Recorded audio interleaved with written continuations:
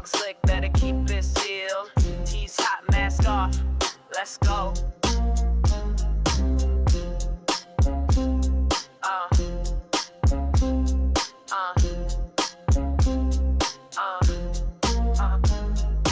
Step in the chat, it's the final bell. Solly in black, got receipts from hell. Drama queen, nah, I'm the drama dealer. Truth so raw, make a snake turn healer. Mic in my hand with a hit list long. You faked your life, well I wrote your song. No chill, no filter, mask ripping deeper. Lights out, baby, it's the law code reaper. Fill that tea, call it out. Fake get caught when the reaper's out. Say my name, say it loud. Sally don't play, she calls the cloud. One by one they fall asleep, but secrets don't die, I dig too deep. Cameras on, it's getting real. Law code reaper, sign the deal. Who's next up? I smell that fear. You built a lie, I built a career. DMs leak like a faucet broke. Your truth is a joke and I ain't provoked. Clickbait queens, you all look shook. I don't need edits, I wrote the book.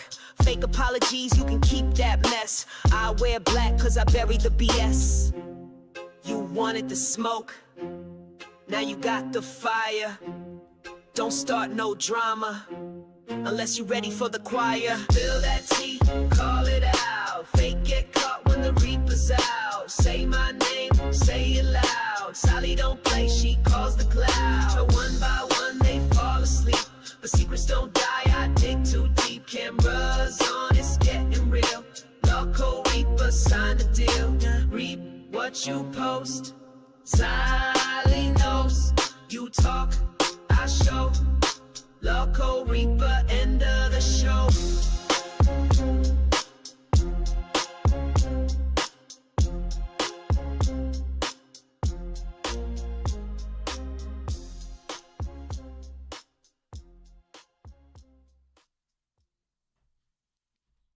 What is up, everybody? Thanks, babe.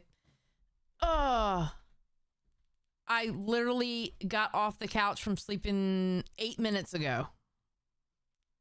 Holy shit. Okay, I can't believe I got up and set this up that fast. Woo.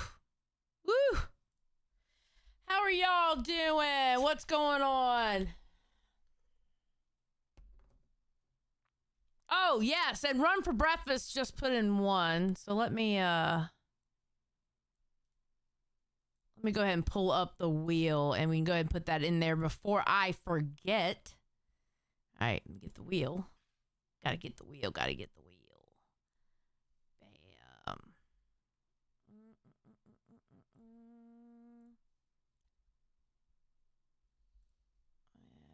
Enter. Paste. There you go. You have been added to the wheel, sir. Thank you very much. Great docket team member there. Hell yeah. All right, so things are Rastov has upgraded to PayPig. Thank you, Rastov. I appreciate it. Thank you. That's awesome. I appreciate that. I'm gonna have to add you to the outro that we're gonna be doing for the pay pigs and crowns and stuff like that. Won't be needing this on rewind anymore. Oh yeah. So okay, so we're gonna do things differently on this channel. We're not gonna start tonight because I still owe y'all low tier God. So we're gonna do that today. That's no big deal. But we're gonna switch up how we're gonna start doing things. I'm gonna have more time to do all this, so let me just go through the different changes. Peyton and James, 1 gifted membership. Thank you very much. Let me copy and put you on the wheel. Hold on 1 second. There we go. There you go. You are in there.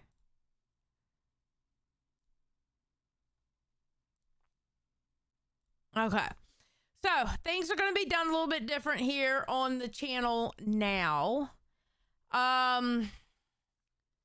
are going to start talking about LCU drama. I don't know. I'll do it like the other channels where I'm allowed to do it. But, we'll talk about like the big news story of the day, you know. And then, hopefully get some old corroborating clips and stuff like that. Show hypocrisy, etc., etc. Basically, the docket team of Reaper has decided they're gonna come along with me and burn this place to the motherfucking ground. We're gonna set it on fire. You know? No fucks given.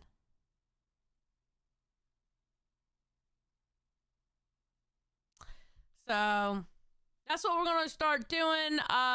We'll probably do even more, like we'll do like deep dives on the weekends, you know, because we have a 2-hour constraint, you know, with what we have now, right? Obviously, because you have to go on to the next show. Lizzie says, did you see that dirty Mountain Dew? Basically, it's an alcoholic Mountain Dew. Sounds good. No, I haven't seen it. No. Hey, Olivia, I miss you too. But yeah, so so what we're gonna do is I'm still gonna talk about outside drama also. So we're gonna do outside drama. We're gonna do the outside drama a little bit differently, and we're gonna be talking about like the main story of the LCU or something that I just pick up on and I just feel like bitching about it, or I just feel like pointing out inconsistencies. Or I just feel like I want to call out a motherfucker. That's what we're going to do when it comes to the LCU. And then we'll get into some outside drama.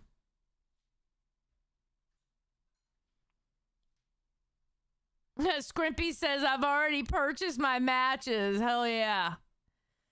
You know? So that's going to be different. It's going to be structured different even with outside drama. There'll be like receipts corroborating with the video.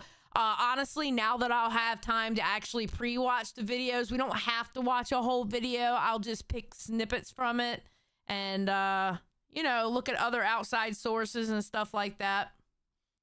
So that's what we'll do. Tina D, hello, my love. How you doing, Tina? Scooter with the 10 gifted. We gotta put Scooter's name in here. Scooter says, love you, Xylee. Stay strong. Thank you. I appreciate it. There we go. All right, we gotta put Scooter in here 10 times. Holy shit. I can't talk. All right, hold on. Give me a second. And I know y'all gonna get on me about Control V, Xylee, Control P. Kiss my ass, I'm old.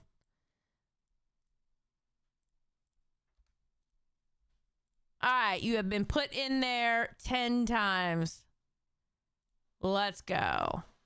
Get off that bright ass. I wish I could have a dark mode when it comes to the wheel. Lilybell says you need to get that Reaper cow plush in the shop. Yeah, that would be nice, wouldn't it? But yeah, I'm basically gonna go scorched earth. I'm practically by myself now. You know, I don't have a co-host. I don't want a co-host. If I want to get in trouble now, I'm gonna get in trouble on my own volition. If I want to get in trouble, I'm gonna get in trouble because of my own mouth. You know, and listen, whether you're a supporter here or you're a hater, thank you. I appreciate, because even a hater and the haters in the chat, even if you're typing in the chat, you're still supporting, and I appreciate it. And if you want to support, help me burn it down too. Help me burn it down too. Support the channel. Like streams, make comments. You know? Donations and memberships help too. SSO Michelangelo, welcome to Cash Cow. Thank you. Thank you. So yeah, that's what we're gonna do. So as you can see, I lost Rewind. Everybody knows I lost Rewind. There was a miscommunication between Keemstar and I, by the way. Hold on, let me put this in first. X just sent 1 locale membership. Thank you very much. I truly appreciate it. Let me add you to the list.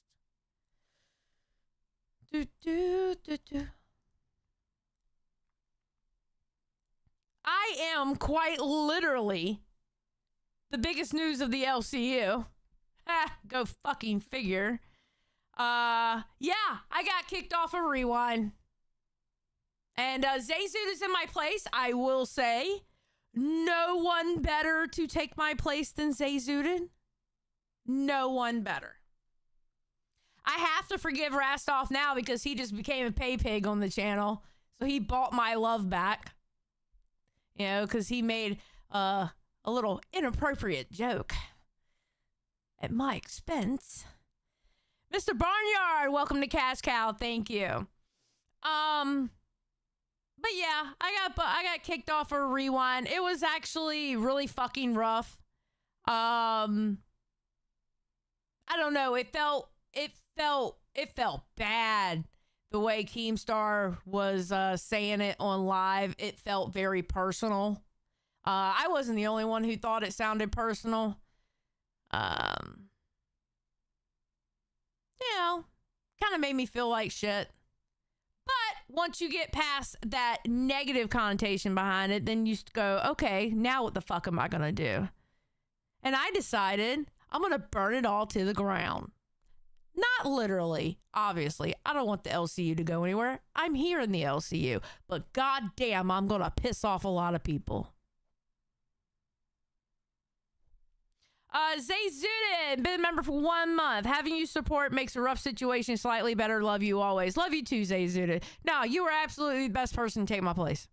100%. And honestly, that was the best case scenario. Well, obviously the best case scenario is that neither one of us would have left. But as far as like replacing or whatever, made sense. 100%.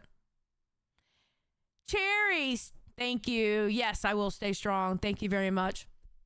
Okay, y'all know I just woke up, so I have to pull this video up. But yeah, that's pretty much what happened. It was rough. I was having people DM me as it was happening. They were like, holy fuck. I got messages going, God damn, does Keem fucking hate you? What the fuck did you do to Keemstar? Pokadaga super chatted $99.99. Welcome haters and hate watchers. Red heart emoji. Throw some money behind the hate and like the stream, you punks. Hell yeah, Pokadaga. Thank you so much, homie. I appreciate it. Thank you so much. Rocky BB, welcome to Band World. Thank you. Thank you so much, Pokadaga. You rock, dude. But yeah, I was getting messages going, what the fuck did you do to Keemstar? God damn, he's pissed off at you. Holy fuck. At one point, because of how Keem was talking, I literally thought he was gonna fire me. Because the way he was talking, he was just spitting fucking venom. I thought I was fired. I literally typed that to like 3 different people going, oh my God, he's gonna fucking fire me. You know? Not even Carlos, but thank you for being here anyway. So, I didn't get fired. Oh, and by the way, yes, speaking of Keemstar, okay, he thought that I guess he thought that I expected him to pull me up there. You know what I'm saying? Because to me, he didn't fire me. He kicked me off of Rewind, but when I said I never wanted him to pull me up on live and fire me in front of everyone, I mean like out of the LCU, like take me out to the shed like old Yeller and, you know, That's what I was talking about. Not, you took me off a rewind, but I'm not fired because I'm still on Reaper. So I think we just had a misunderstanding on that part. Yeah, we kind of got into it at the end of rewind. So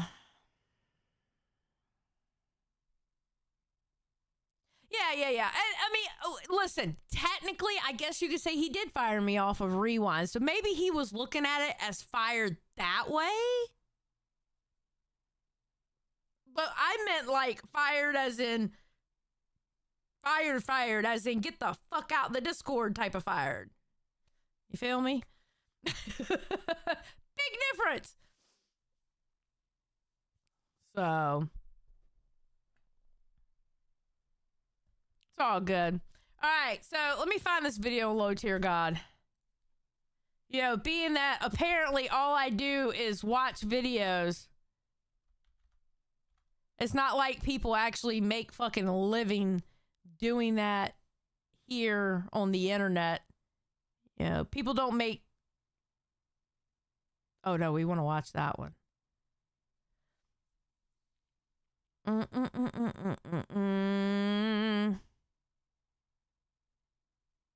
Oh, the satisfying downfall of LowTierGod. This one was 2 weeks ago. Okay, we'll do that one. Your life is nothing. All right, we'll do that one. And I don't even know who this person is. Lobel says, like John Wick became the Baba Yaga of the LCU. I don't know what a Baba Yaga is. What is that? I know who John Wick is.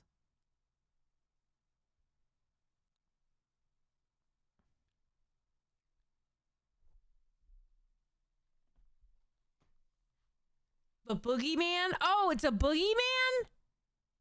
Oh. Yeah. Yeah, that's what we're doing. That's what we're doing. Hell yeah.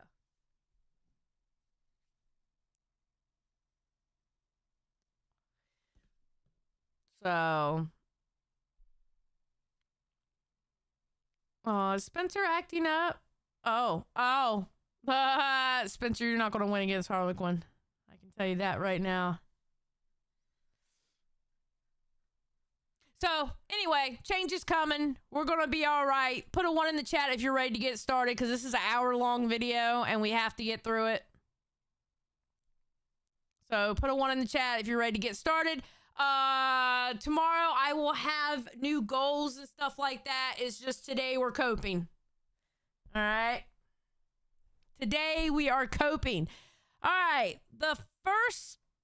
all right, so this is the video. It's called The Satisfying Downfall of LowTierGod, and it's by HRK Studio. They have 29.1K subscribers, 74K views. Okay. Oh, they have a video on Sniper Wolf too? Okay, just in case. Let me subscribe to this person. Wait, how's the video? 10 plus years later, he still can't wash. That's what motherfucker's name is, not Sparrow. All right, let's do it.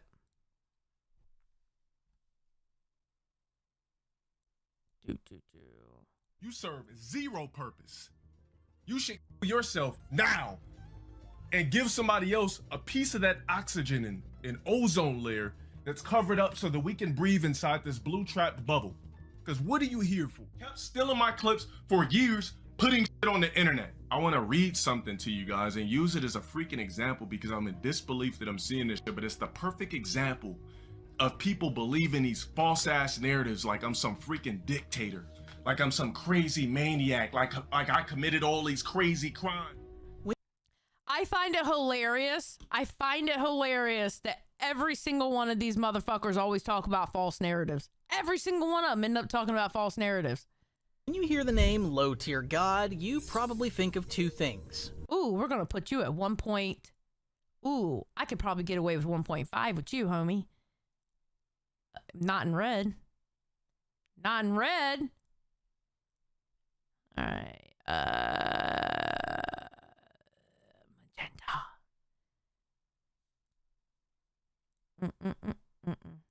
Yes. No.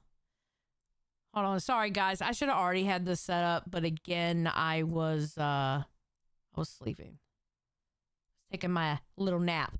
All right, here we go. Fighting games and controversy.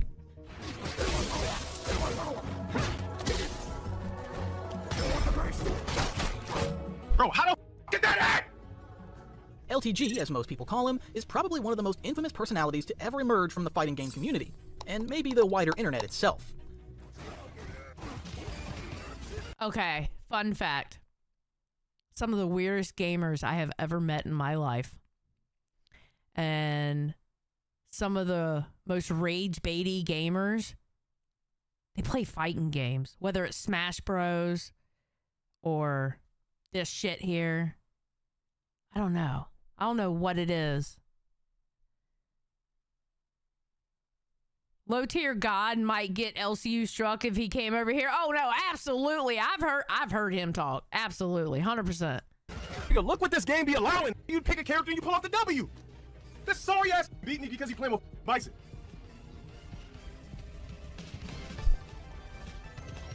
This barely got 14K. This character is... Depending on who you ask, he's either an unapologetic entertainer who plays a character for laughs, or he's the embodiment of everything toxic about gaming culture. Ah! Shut! Trying to quit and I couldn't. From the very moment he appeared on the scene, LowTierGod carried himself with a confidence that simply bordered on arrogance. They're new here. That's what I've always heard about LowTierGod. I've always heard he is an arrogant motherfucker. That's what I've always heard about him. He's arrogant as hell, and either people love him or they hate him. There is no in between with LowTierGod. They love him or hate him.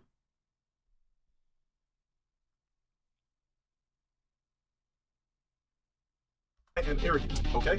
I have a God complex, okay? I'm a narcissist, okay? So, I should be. This is my only soul, my only body, my only life. Gotcha. I should be flabbergasted when I look in the mirror. He was more than just another guy playing Street Fighter. He wanted to be the face of the scene, the villain everyone loved to hate. He trash-talked his opponents with intensity never seen before, often overshadowing the matches themselves. And when his infamous meltdowns went viral, like his grudge match against veteran player Viscant, where he talked big only to decisively be defeated, the internet latched on, replaying and remixing his losses until they became memes. LowTierGod versus Viscant. Commentary provided by Mike West and Reese. Which match took place at Wednesday Night Fight? Why wouldn't we shake hands? But his story isn't just about embarrassing defeats, it's about the chaos that followed him wherever he went. On Twitch, his streams became spectacles of rage quits, profanity, and rants that regularly pushed the boundaries of platform rules.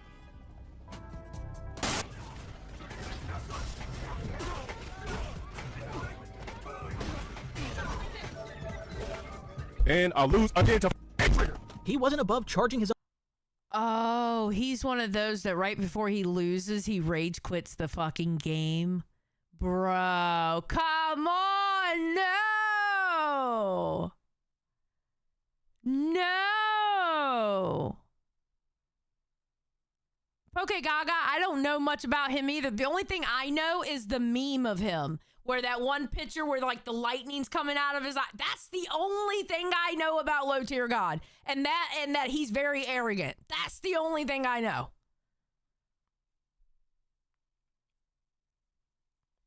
It's crazy.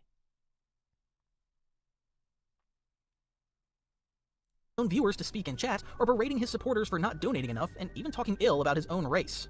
What the is wrong with you? What's wrong with society, you dumb, ignorant black? This is why black people are last place. Because of dumb, ignorant, retarded, worthless pieces of... Clips of him snapping mid-match. Okay, listen. He's a black man. I'm not going to tell a black man what to say about his own people. I'm just going to bow out of that argument in any way, fashion, or form. If like a buff weeb or, you know, even a yo mama, if they want to comment on that part, go for it. I am not going to sit here and tell a black man what he can and cannot say about his own people. It is not my place to do it. I will say, however, that I definitely wouldn't say that about Latinos at all. You know what? Maybe even Gidgy. She likes the word, right? But yeah, not my place. Belial said, I'm black and I hate him already, LOL. Well, you know what? That is absolutely your place to say it. That is your argument to have with him, not mine. Because, not getting in that one. Match or insulting his fans would circulate faster than anything else, and his bans from Twitch became almost as legendary as his rants. There's no way. Bro, how did I die? What happened?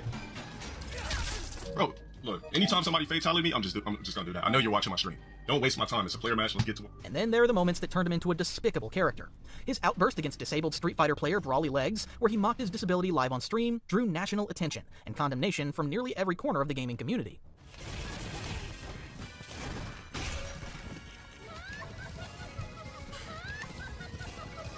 I'm good, dude. I can't accept losses where I bodied you and you just get some fake slobbering all over controllers.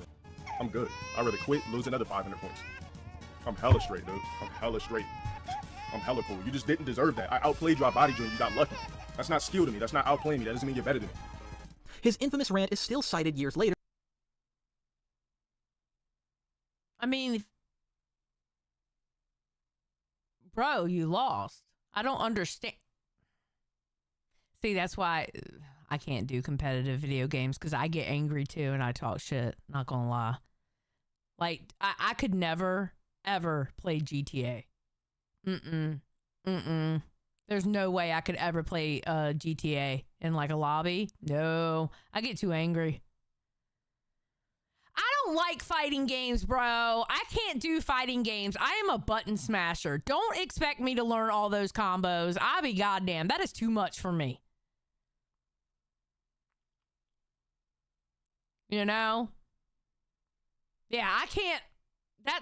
I'm a button smasher. There's no way I can do all that. As one of the most toxic moments in FGC history. Posted. Mother is a worthless human being. Worthless piece of specimen. He can put whatever the he wants. No one gives a fuck about no goddamn Brawly Legs. Stop even saying legs. Just why even call him Brawly? Get the fuck out of here. That's a disgrace to DBZ. About this ugly slobbering ass put on Twitter. Just fiending for attention. Of course I'm gonna. LowTierGod's beef hasn't just been limited to players inside the fighting game community, it's spilled over into clashes with mainstream creators like Gideon. You might forget this interview and this whole conversation we had, but I just hope that you don't forget the taste of my dick in your mouth. He even clashed with Corey Kenshin. Gideon, what did you say to him? What? It spilled over into clashes with mainstream creators like Gideon. You might forget this interview and this whole conversation we had, but I just hope that you don't forget the taste of my dick in your mouth.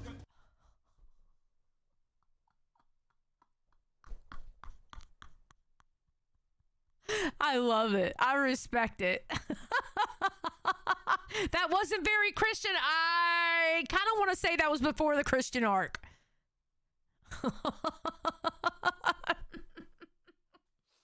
This is why Gideon is still the GOAT to this day. I know that's right. God damn. I respect it, though. I respect it. You won't forget how this dick tastes in your mouth. He even clashed with Corey Kenshin, and one of the more notable incidents was his feud with Kai Cenat, the massively popular Twitch streamer and YouTuber. Yo, this nigga looks like a supervillain, boy.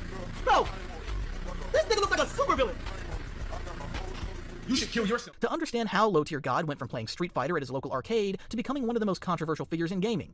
Quite a number of people have found it hard to believe, but LTG's real name is Dalawan Sparrow. He was born and raised in South Central Los Angeles, an environment that shaped much of the hardened persona he would later project online. He grew up without a father figure, something he's spoken about openly, and the absence left him navigating childhood largely on his own. Do I suffer from parental father issues? Absolutely not. I don't give a fuck about having that. It just would have been nice because I probably would have been rich already. If you're 6'7", and you're not a professional athlete, your parents were just garbage parents. Even as a kid, Okay, I will say this. Knowing that about him, where he grew up, obviously, from what he said, his dad wasn't around. That kind of explains how he is, or the reason why behind it, you know? Wait, did Kai just tell him to keep himself safe? Yeah, he did. He did. Kai literally said that. He believed he was more intelligent than those around him, which often put him at odds with his peers. Instead of being celebrated for his sharpness, he was frequently ridiculed for his tall, lanky frame, making him a target for bullying throughout school. I'm sitting at school lunches by myself, no friends in the class, everything. You know, for a kid, that's very detrimental. I ran from them. I literally ran. And I hid, and I ran. At the age of 7, Dalawan discovered Street Fighter II, a game that would unknowingly become central to his identity. Oh, so he was picked on as a kid. Oh, bro. Okay. Okay, that kind of explains the issue. That kind of explains the issue.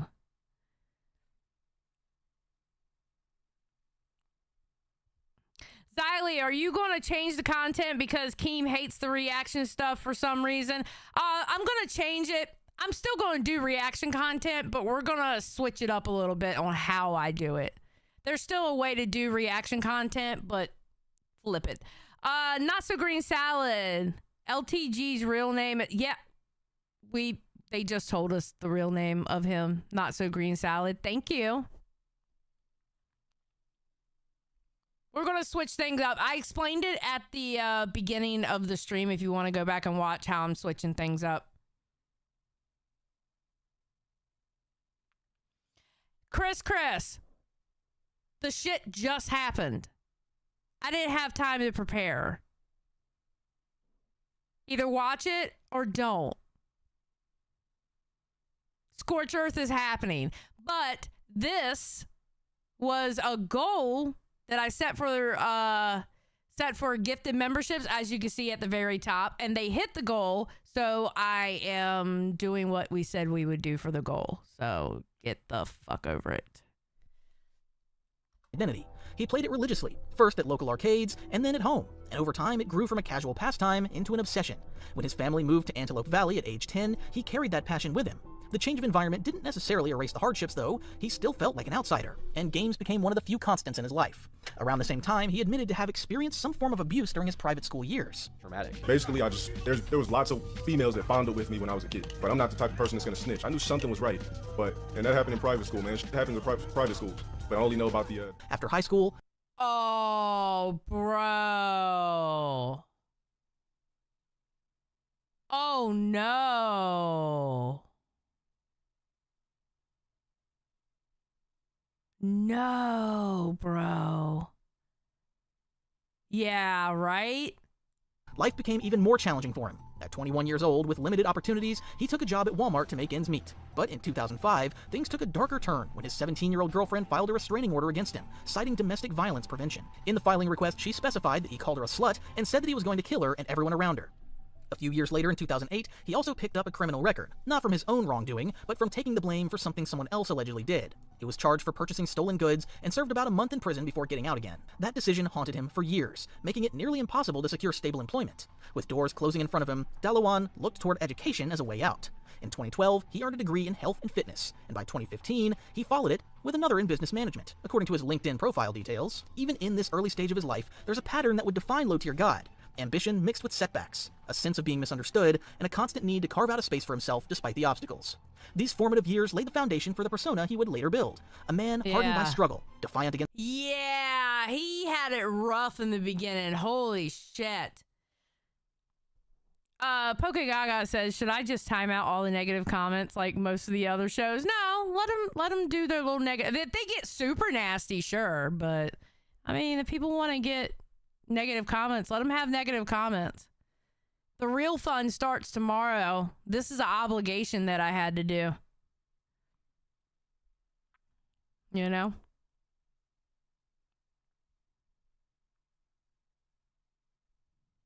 The odds and determined to make his name heard no matter how controversial the route. Back in 2005, he created his very first YouTube account under the username Sparrow25. And not to stream fighting games, but to post blog-style skits and short videos that showcased his interest in acting. At that time, YouTube was still in its infancy, and Dalawan hoped to use the platform as a stepping stone into Hollywood. These early uploads were less about gaming and more about personality, and they reflected his lifelong ambition to be seen as an entertainer. While they didn't gain much traction, they revealed an early hunger for visibility and recognition.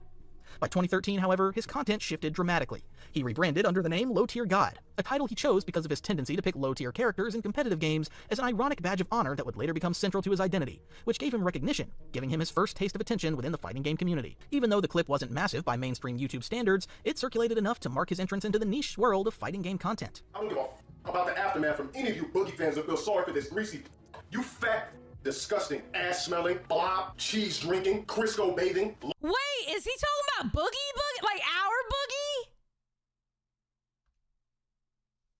Wait, is he talking about Boogie 2988?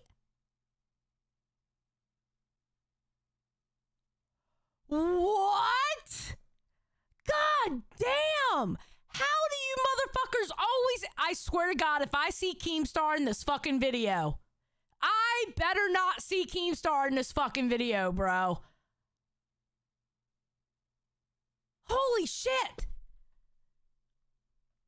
We can never escape the LCU! Exactly, Disco! What the fuck? It's all connected. 100% El Diablo. 100%. Glowshine, welcome to Cash Cow. Thank you. World of fighting game content. I don't give a about the aftermath from any of you boogie fans that feel sorry for this greasy, you fat, disgusting, ass-smelling, blob, cheese-drinking, Crisco bathing, lard gargling, calorie thieving, going to George Foreman drill just to drink out the drip tray. Oh, there's gonna be a lot of people out there calling me a bully. Well, guess what? I'm not. I just don't feel sorry for fat people, especially fat who sit there all day, gorge and eat, and make money for doing absolutely nothing. These early uploads. Okay. To be fair, all right, I understand this video kind of hating on LowTierGod, but I mean, was he wrong though? Let's be honest, to be fair. Was he wrong? I'm just saying, he wasn't that wrong. He was kind of on point.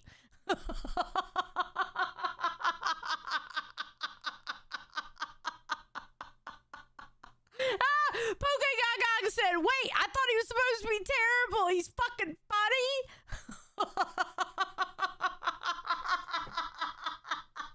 You Crisco slurping. Oh, man. Oh, you wait till I talk to Boogie again. You Crisco slurping motherfucker. I'm doing it. That's my new shit on Boogie now. Deet said, hey now, Boogie moved bricks. That's true. Boogie has come a long way. Okay, he's not slurping down that Crisco anymore. All right? Shit.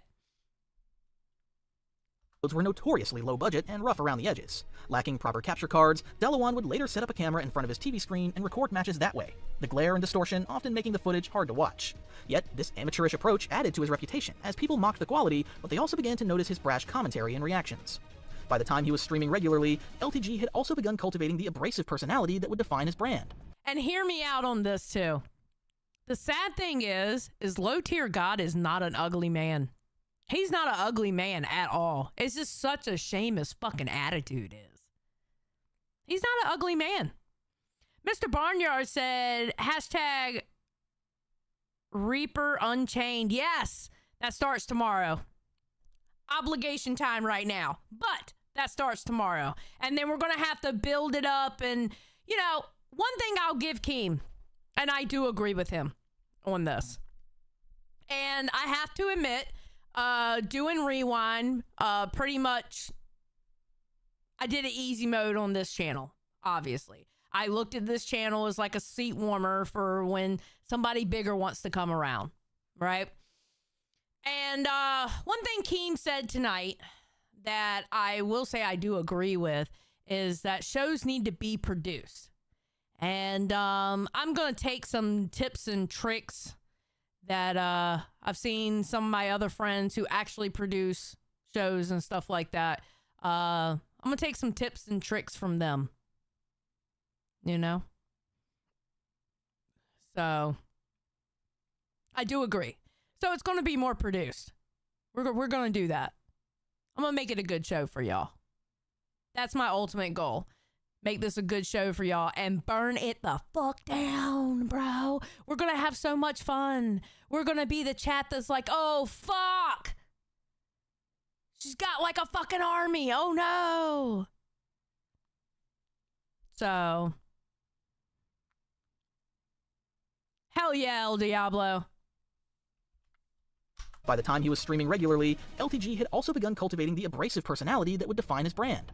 I mean, he was already known on Xbox Live for sending hostile messages, rage-quitting matches, and even exploiting loopholes in games to frustrate opponents. Oh, so you were one of those assholes. You were one of those dickheads that would message somebody once you beat them on Xbox Live. Oh, you were one of those dickheads. Those motherfuckers. Let me tell you something. A lot of you youngins that are here, if there's any youngins, it's 4 o'clock in the morning, there better not be any youngins. Y'all would have never fucking survived Xbox 360 days. Y'all would have never fucking survived it. Oh my God. Especially during I call it the make me a sandwich days. You want to talk about toxic?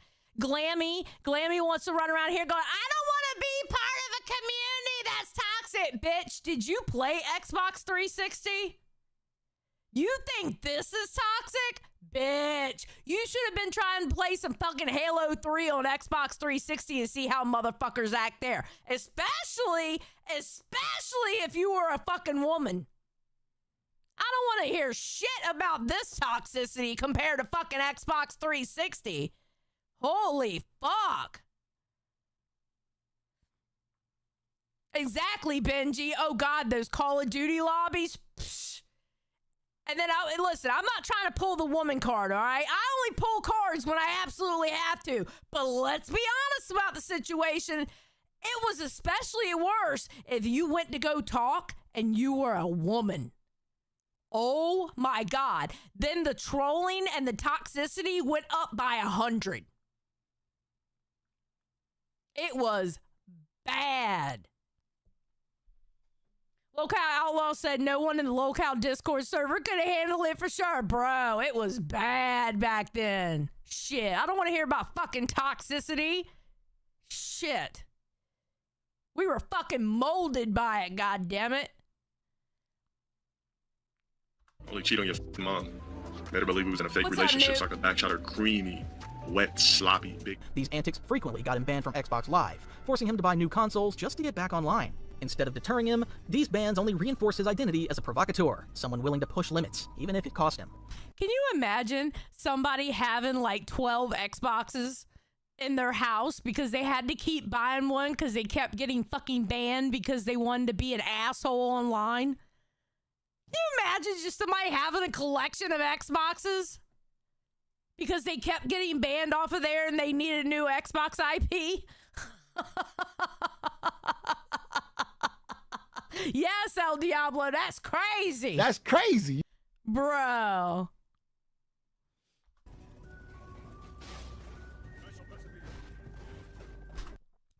Machiavelli just raised his hand going, hi. Oh, that was you, huh, Machiavelli? Would you have like at least 8 to 10 Xboxes because your ass kept getting kicked off Halo or Call of Duty or something? I don't know, Machiavelli. You seem like a Call of Duty type person to me. I bet you got a whole string of Xbox 360s, huh?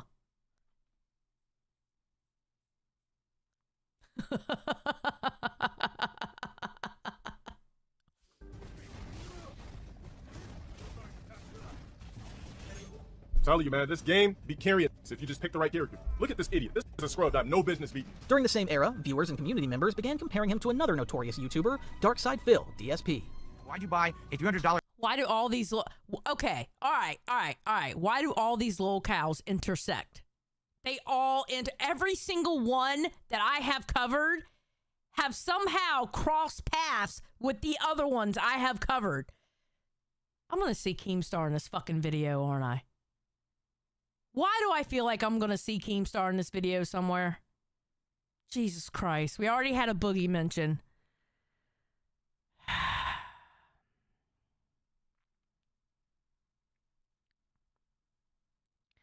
Jaws of Life says, I like this stream more than the Xylee Rewind, just saying. Well, thank you, Jaws. I appreciate it. Well, this is my home now.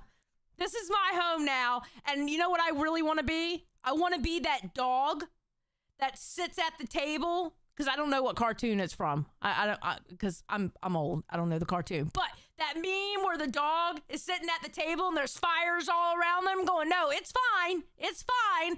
I want to be the fire. You know? driving wheel instead of saving to fix various plumbing issues in your home. What? That was a mouthful, was it not? First off, I do want to play the Final Fantasy Pixel remasters. I actually own them all on PlayStation. I mean, the similarities were quite hard to ignore. Both were known for rage quits, blaming losses on external factors, clashing with their audiences, and reacting poorly to criticism. Oh my god, now I'm pissed. Now I can't even concentrate, and I'm pissed off. I'm pissed. Do you want me to be honest? I'm pissed off because I play better. LTG hated the comparison, but the nickname Black DSP kind of stuck. They call him the Black DSP? No. No.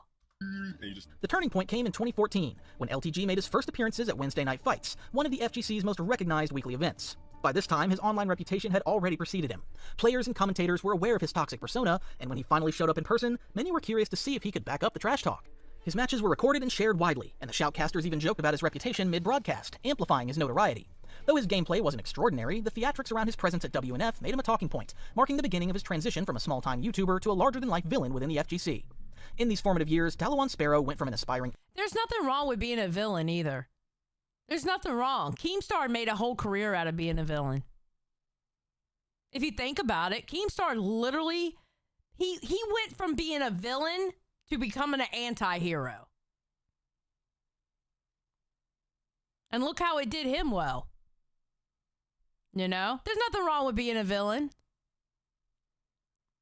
It's all in how you carry it, though. And Keemstar had some years that was like, Keem, I don't know, you should be doing that. What the fuck is your problem? But he turned it around, became an anti-hero, and now he's okay. Except for last night, he pissed me off. Besides that, though, you know. Doria said he's the bad guy again after this bullshit. He's not the bad guy. We're just having a squabble. Shout out Alex. God damn it. Actor posting skits on YouTube to a toxic figure that people couldn't help but watch in the fighting game scene. Which was crazy, because what started as rough, poorly shot videos of casual matches had grown into a character people couldn't stop talking about, whether they loved him, hated him, or just wanted to laugh at his actions. This stage set the groundwork for everything that would follow. The rivalries, the bans, the controversies, and the cult of personality that turned LowTierGod into a spectacle. Starting from the mid-2010s onward, every appearance, feud, and meltdown seemed to solidify his image of the FGC's ultimate villain. One of the earliest and most defining moments of his notoriety came in 2015, during his feud with veteran player Viscant. It goes back further than that. He's been disrespecting me for a while. I already beat him. I beat him 20-6. I don't even know why we're having this match, except for the fact that he keeps using my name and then he keeps ducking me. I mean, if you're gonna talk, then don't duck. After weeks of trash talk, LTG agreed to a grudge match against him at Wednesday Night Fights. Leading up to the set, he carried himself with unmatched arrogance, going on rants about how Viscant was washed up, and how he, LTG, would make a statement by defeating him. But when the match finally happened, the outcome was brutal. Viscant decisively beat him, exposing LTG's flaws as a competitor. LowTierGod versus Viscant. Take it away, Harris. And my point. Ladies and gentlemen, this isn't, he's gonna ult to land. There's no way. Oh, he doesn't have ultra. I'm sorry. And that's it. That's it. It's popping off. And after the victory, Viscant... Oh. See, that's why you gotta watch how much shit you talk, bro.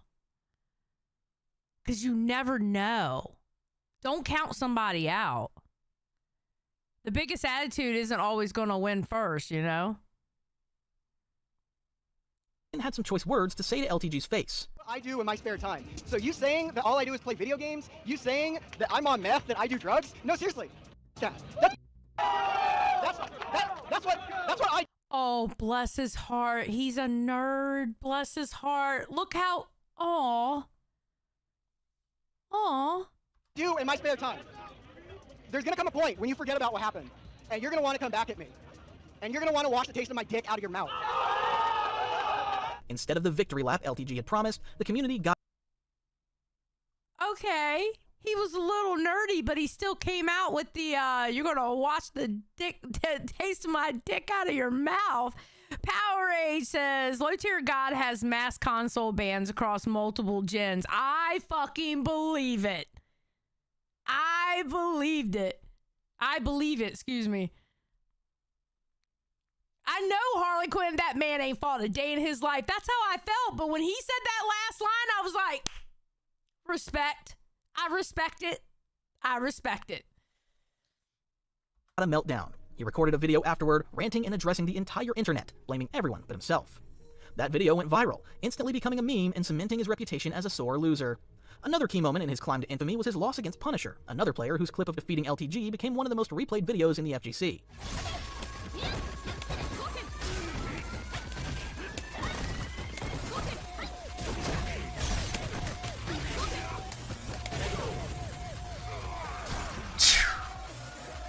The footage of him rage quitting and melting down afterward was shared. Wait, 40-year-old LowTierGod gets very angry when Corey Kenshin doesn't want to be his friend. Oh shit. Endlessly, overshadowing any of his actual gameplay.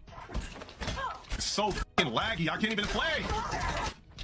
Why do broke niggas play these? Bro, get the... Alright. These clips were just embarrassing defeats when they happened, but now audiences love to revisit it for entertainment purposes. LTG's reactions made every loss bigger than the game itself. His online persona only amplified this trajectory. On Twitch, his streams became known less for Street Fighter strategy and more for the chaos that erupted around him. LTG implemented strange and often hostile rules. He became something to actually farm. That's why he's a lolcow. It wasn't about his gameplay. He created so much drama that people were literally watching him to see what shit he was gonna talk. What's up, Matrix? Charge viewers for speaking in chat, berate fans for not donating enough, and frequently rage quit mid-match while hurling insults. Play me in Street Fighter 6? You want this? Droopy Skywalker, very true. Keem, Xylee, it's not personal, it's business. True. And you know what? I actually respect the business side of it. I respect it. I do respect it. Just know that. Chance to say, oh, I beat LowTierGod in the game and get that morale boost in life that we all need? So, you teabagged me, you're banned. You taunt me, you're banned. You grabbed me more than 5 times in a row, you're banned. Well, I ain't gonna ban you for that. But I might suspend you for 48 hours. If you're telling me you enjoy my content and you did not donate and you're not green, I'm gonna ban you. Because you don't just get to sit here and enjoy my shit for free. Contribute. Go to green. Yeah, motherfuckers, okay? If you're in my goddamn chat and you're not green, I'm gonna fucking ban you. How about that? All right? I'm gonna ban every single one of you that is not green. What kind of fucking logic is that? $5, motherfuckers! $5! What kind of fucking logic is that? Olivia's like, no, Xylee, no. Oh my God, the LCU has changed you. Harley Quinn's like, I'm blue now, bitch. What? That is, Jen, I agree. That is a very disgusting attitude. I can't believe he said that to those people. That's horrible. I ain't gonna ban you for that. But I might suspend you for 48 hours. If you're telling me you enjoy my content and you did not donate and you're not green, I'm gonna ban you. Because you don't just get to sit here and enjoy my shit for free. Contribute. Go to green. You don't say that to the people watching you, motherfucker. The simple fact that they're watching you, they're fucking supporting you. You don't do that shit. Yeah, life advice. Don't be like LTG. True. Okay, Gaga, that was not a directive. I repeat, that was not a directive. All right, buddy? Why do you get banned if you don't go green? Because for one, you're frauding out somebody else's name. For two, you just came home. And that ass said you worked a 12-hour shift, but you're not green. That means you can afford to support my channel by going green and you refuse to. Therefore, we just gonna ban you, my nigga. You should have never told me you had a job. Prepare to be slayed. Wait, what? Really? You are seriously banning someone because they're not green in your chat? And they said they had a job. What the fuck? Mr. Barnyard said, ban the grays. Bro, what? That's fucked up. The toxicity that made him infamous in matches became the core of his streaming brand, but it also made him a target for Twitch moderation. He began racking up bans, sometimes for direct violations, other times simply because of the consistent negativity radiating from his streams. But we'll get into all that later in the video. In 2017, his name broke out of the FGC bubble and into wider gaming circles thanks to the Brawly Legs incident. Before their match, LTG was talking smack about his opponent, making fun of his disability and likened him to the Krang aliens from Teenage Mutant Ninja Turtles. Find a good price for these hats and I'm gonna pay this Krang. I'm trying to find a a good price for these hats, but I'm not finding a good price. I gotta order like some crazy. After losing to Brawly Legs, a player who uses his mouth to play with a specialized controller, LTG rage quit the match and proceeded to unleash a vicious rant mocking his. Oh, that had to hurt his fucking ego. Powerade says, get those grays banned, LOL. Oh my God, you know. That hurt his ego. He got beat by a guy who uses his mouth to play. Oh, I know he coped about that shit. God damn. Oh, shit. Cheesy Girl says, don't ban me, Xylee. I won't ban you, Cheesy Girl. I actually like a lot of the grays in here. Harlequin says, you know what this is for. Love you.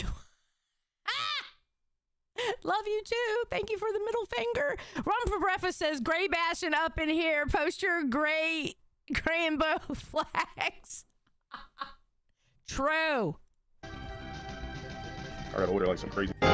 After losing to Brawly Legs, a player who uses his mouth to play with a specialized controller, LTG rage quit the match and proceeded to unleash a vicious rant mocking his opponent's disability. I'm good, dude. I can't accept losses where I bodied you and you just get some fake slobbering all over controllers. I'm good. I'd rather quit, lose another 500 points. I'm hella straight, dude. I'm hella straight. I'm hella cool. You just didn't deserve that. Fuck what match he posted. Motherfucker's a worthless human being. Worthless piece of specimen.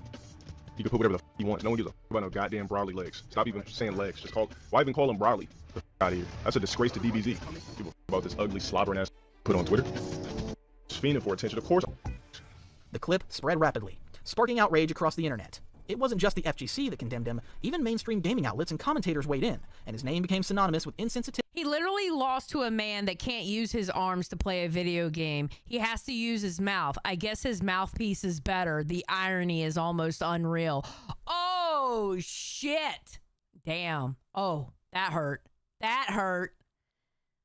And to be honest, there was no defending LTG on this one. This single outburst would follow him for years, resurfacing whenever his name was mentioned. Sadly, Brawly Legs eventually passed in March of 2024 after 35 great years. This week, we lost one of the most legendary and inspiring fighting game players of all time. RIP to Michael Broly Legs Begum, who passed away at 35 years old. Broly was born with arthrogryposis, a condition that can inhibit muscle growth and restrict joint movement. He never let his condition stop him from doing what he loved. Combining limited movement with his hands, in addition to his facial muscles, he competed at the highest level of Street Fighter in the world, consistently being a top-ranked player online for years. Eventually, LTG went live again, and he paid his own tributes to the legendary Broly. Pretty sure you guys got, you're talking to me about what happened with Brawly Legs. It was very unfortunate. Come on now. Unfortunately, Brawly Legs has passed away. So let me read this, and then I'll talk about my quick history with Brawly Legs, which was basically 10 years ago. That was 2014. So somebody tweeted from his account that says, to the fans of Brawly Legs and the people whose lives he touched and inspired, please take the time to share your moments and memories of this amazing person. The family wishes to continue to share his story with the world and celebrate from now till forever. In his tribute, he talks about their first interaction after they played, and then went to his Twitter account and saw that one of his last tweets was a quoted GIF reacting to the news of LTG getting banned on a game. But LTG took the high road this time, and just went on to sympathize with the family and fans of Broly. Oh, thank God. Oh, thank God. Oh, I was so ready to just go the fuck off. If 10 years later, and after this man passed away, he'd talk shit.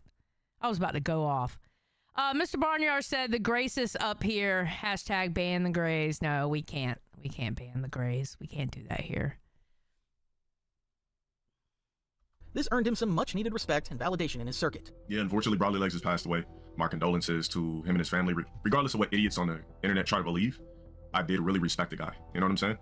So, yeah, very sad that he passed away so early in life. But my condolences to his fans, his family, like that.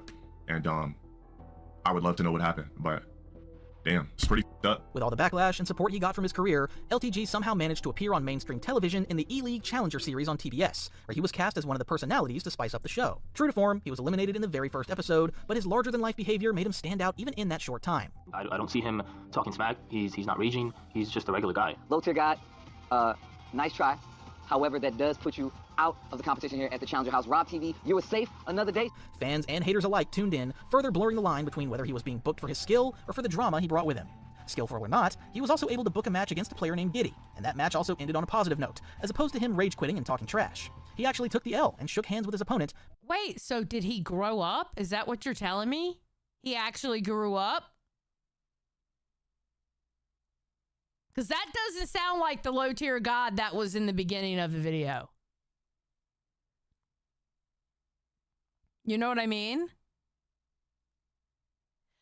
Matrix goes, I don't know the lingo, LOL. What is the gray? The gray people in the chat are the people who aren't members or they're not mods. Members are green and mods are blue. So you'll hear some people say ban the grays, or you'll see some chats that they're set up just for members only. And you'll see people in the chat say release the grays. It's the people who don't have memberships. That's what the grays mean. Before she now lifted him up. But you know what? Eats the jump roundhouse instead. Guilty takes it over LTG. Lifts him up off the ground, asserting her dominance in more ways than one. Even fans admitted that this was the nicest he's ever been at the end of a match that he lost. Another major contributor to his infamy was the army of troll channels that sprung up around him. Whenever he uploaded content or streamed, clips would be ripped, edited, and reposted on channels dedicated entirely to mocking him. Nigga, shut the up, you moron. Get the out of my chat. You don't know the logic behind fighting games. Clearly, you dumb. How about I concrete this hard rock dick down your throat till you're choking and gargling on the virtual sperm? Get that ass. Instead of deterring them, LTG tried to fight back by flagging these videos, but this only made the situation worse. The Streisand effect kicked in as the more he tried to take them down, the more they spread. Soon, his most embarrassing rants and meltdowns were more accessible on troll channels than on his own official page. By the late 2010s, he wasn't just a fighting game player anymore, he was an internet figure defined by multiple controversies, and if there's one moment that defines LowTierGod's reputation for many people, it's the infamous delete yourself rant. It all began as a heated exchange in the middle of a fighting game match, but somehow spiraled into one of the most talked about and damning clips in the history of the FGC. The incident happened during a set against another player online.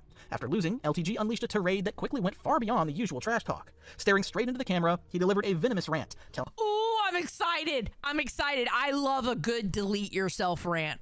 I'ma tell you what. I love a good delete yourself, keep yourself safe rant. I love it. I'm so excited about this. I am truly excited about this.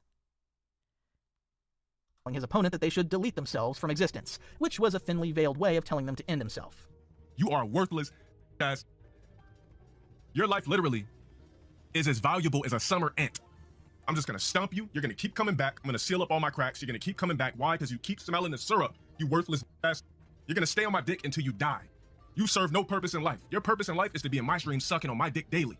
Your purpose in life is to be in that blowing a dick daily. Your life is nothing. You serve zero purpose. You should kill yourself now and give somebody else a piece of that oxygen and ozone layer. But he didn't stop there. Okay, not gonna lie. First half, kind of respect it. I'm gonna be honest with you. I'm not mad at it. I'm not mad at it. Why is he talk yelling the same way I talk yell? Went into grotesque detail, describing exactly how the player should do it, and insulting their life, appearance, and worth in the process, adding that someone else could make better use of the oxygen and ozone layer that his opponent was using up by staying alive. You are worthless, guys. Your life literally is as valuable as a summer ant. I'm just gonna stump you. You're gonna keep coming back. I'm gonna seal up all my cracks. You're gonna keep coming back. Why? Because you keep smelling the syrup, you worthless ass. You're gonna stay on my dick until you die. You serve no purpose in life. Your purpose in life is to be in my stream sucking on my dick daily. Your purpose in life is to be in that blowing a dick daily. Your life is nothing. You serve zero purpose. You should kill yourself now and give somebody else a piece of that oxygen. The clip went viral across social media, Reddit, and YouTube. Within hours, it was reposted on... I'm gonna be honest, I expected more anger in that clip. I expected him to be spurging out while saying it. He was actually kind of calm. You're an ant. You are a summer ant. And I'm gonna stomp you, and then I'm gonna fill up the cracks, and then you're gonna be coming right back.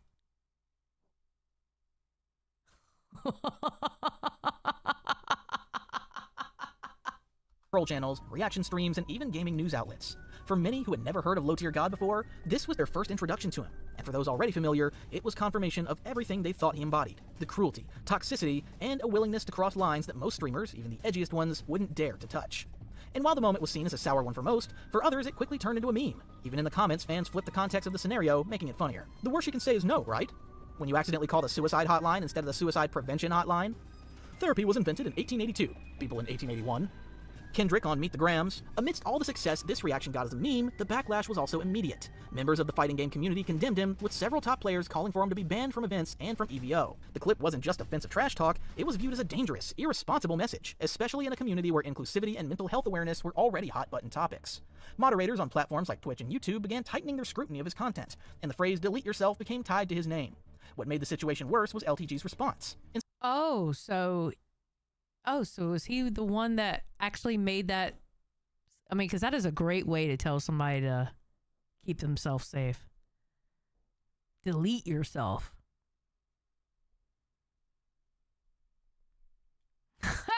Run for Breakfast said, honestly, Xylee, you need to feed off of some of this LTG hater energy for the coming shows. True.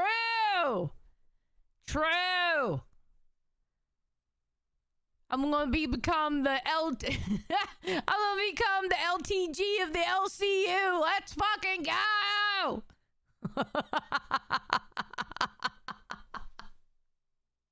Instead of offering an apology, he doubled down, insisting that his words were just entertainment and that anyone offended was being soft. At this point, something else was brewing in his life, his relationship, and LTG stirred the pot even further when one day he left his stream but forgot to turn off his mic or mute himself. This allowed his viewers to listen to his conversation with his girlfriend, Elena. From the audio, you can hear them argue, as she was quite upset that he was not going to be around for their 4-year anniversary because he had already planned to attend that year's EVO. It's not about forgetting. Usually EVO is in July. The only reason even bringing up that shit is for the simple fact that I'm going to goddamn EVO. I don't know why you would do this a day before. Inconsiderate as fuck. Although the relationship ended around that same time, it is important to note that at this point, they were celebrating a 4-year anniversary in 2018, so they must have been dating since 2014 at least.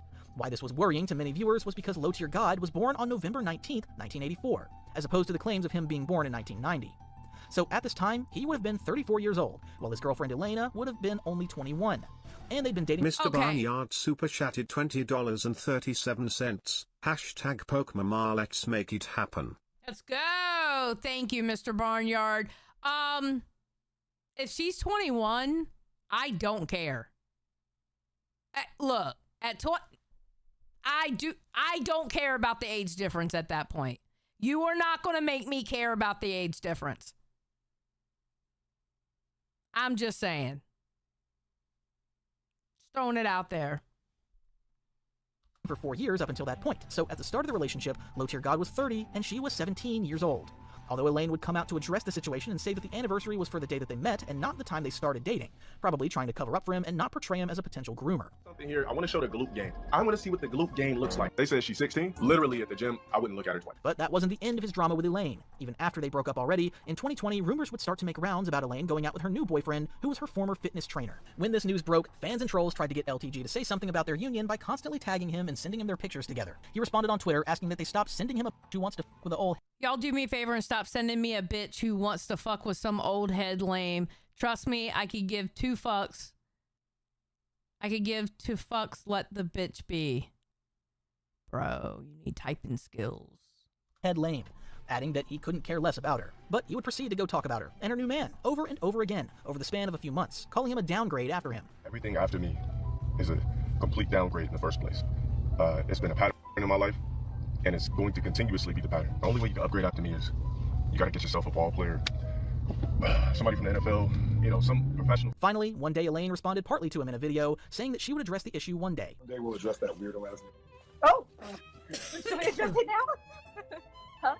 No, I might make a video on that, but... Around this time also, it was leaked that he also had a daughter. So after another one of his back and forth with trolls, some internet sleuths went digging again into his life and history, and one account on Twitter came out to post that he had a daughter with a Hispanic woman, and he's kept that undercover for over 10 years. This doxing also revealed that he was in debt over $120,000, and most of it was from owning a 2015 Dodge Challenger. When this news broke, LTG actually addressed it on stream, explaining that it wasn't actually debt, it's just a payment that he was still making, or that he was yet to pay off. As if that isn't the dictionary definition. I have loved the stars too fondly. Welcome to Cash Cow. Thank you. Oh, goddamn drama alert. Fuck. Of debt. Every time you purchase something, it's gonna go on your TRW as quote-unquote debt, but it's not actual debt. It's just something that you just simply haven't paid off yet that you're making payment. He also denied any rumors of him having a child with a Hispanic woman. Okay, listen. I don't know how you tried to explain that, but if you owe money, that is debt. It doesn't matter if it's $50, $5,000, or $50,000. That is called debt.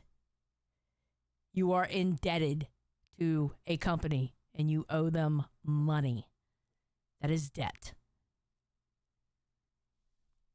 Doubling down, saying that he's only got 2 cats and he's nobody's father. I got 2 cats if you want to count that, but that's cool. I'm nobody's father, I promise you that. After some time, the whole issue seemed to die down, but LowTierGod's turbulent relationship wasn't only with his girlfriend, he also struggled with moderators, both on Twitch and later on YouTube. Was one defined by constant friction, hostility, and open defiance. Unlike many streamers who treated moderation teams as enforcers of platform rules, LTG regarded them as personal adversaries, often blaming them for his suspensions rather than acknowledging his own violations. On Twitch, his clashes began with repeated suspensions for targeted harassment and hate speech. Each time a suspension landed, well, I guess so. He talks like an asshole. Harley Quinn says, I'm waiting to be told my conspiracy was right. Wait, what was your conspiracy? Type out your conspiracy again. Speaking of debt, need to hit up some motherfuckers that are indebted to me. They've been kind of quiet lately. Hell yeah, they have. Well, Poke Gaga, you get handed everything to you. You don't work hard for your money, obviously. It gets handed to you, bro. That's what we learned today in the Discord. Oh, that it's all connected? Keem is the pusher of lol cows. That's funny, Harlequin. LTG responded not with compliance, but with fiery rants directed at Twitch's staff. He frequently accused moderators of being biased, hypocritical, and out to get him.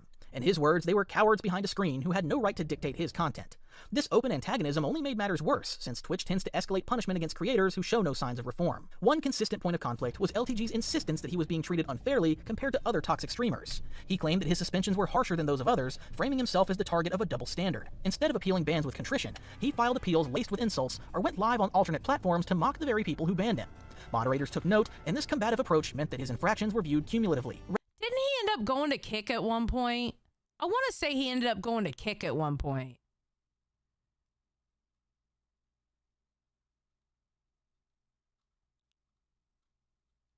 Keem's weaknesses, Keem has always been a lolcow pusher. It's sometimes how he gets to know them. And Keem's weakness is that he grows to like the people. True. Yeah, they kind of all do, don't they, Jen? Rather than in isolation. By the late 2010s, LTG had become a marked figure. Oh, he's on Kick now? Oh, no. Don't tell me he... Jesus Christ. You're on Twitch.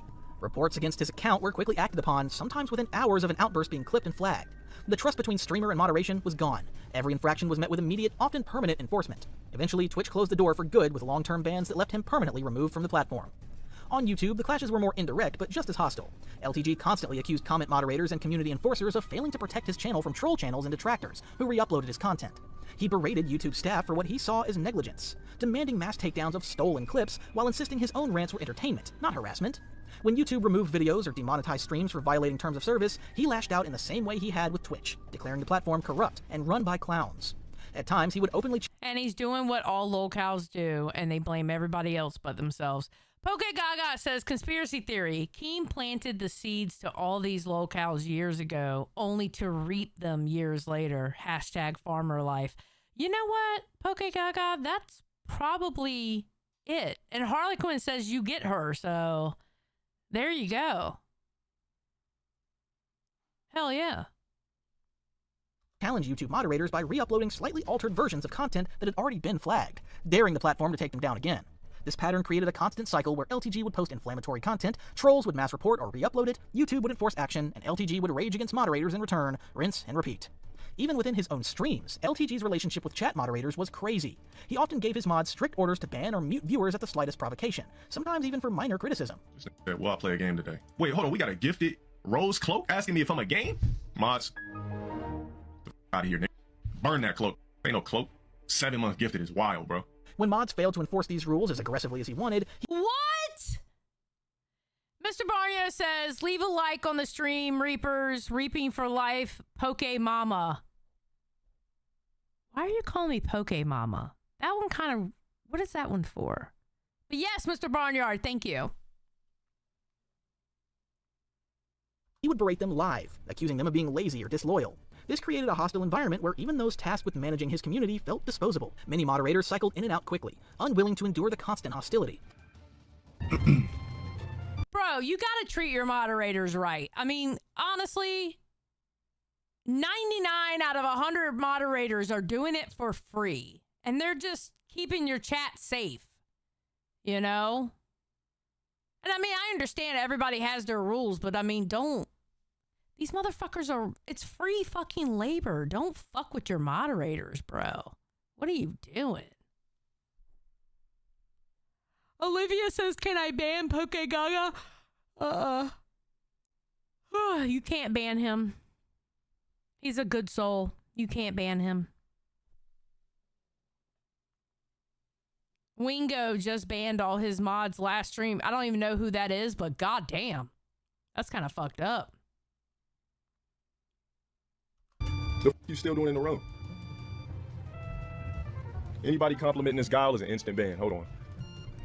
Mods, anybody complimenting this guy gets an instant ban. Across every platform, the theme remained the same. LTG refused to see moderators as neutral rule enforcers. Instead, he painted them as enemies in a personal battle against him. By the late 2010s and early 2020s, his suspensions turned into long-term and even permanent bans, cutting him off from one of the most lucrative platforms for gaming content. Every time he returned under a new account, trolls and detractors would quickly mass report him, and Twitch would swiftly shut the account down.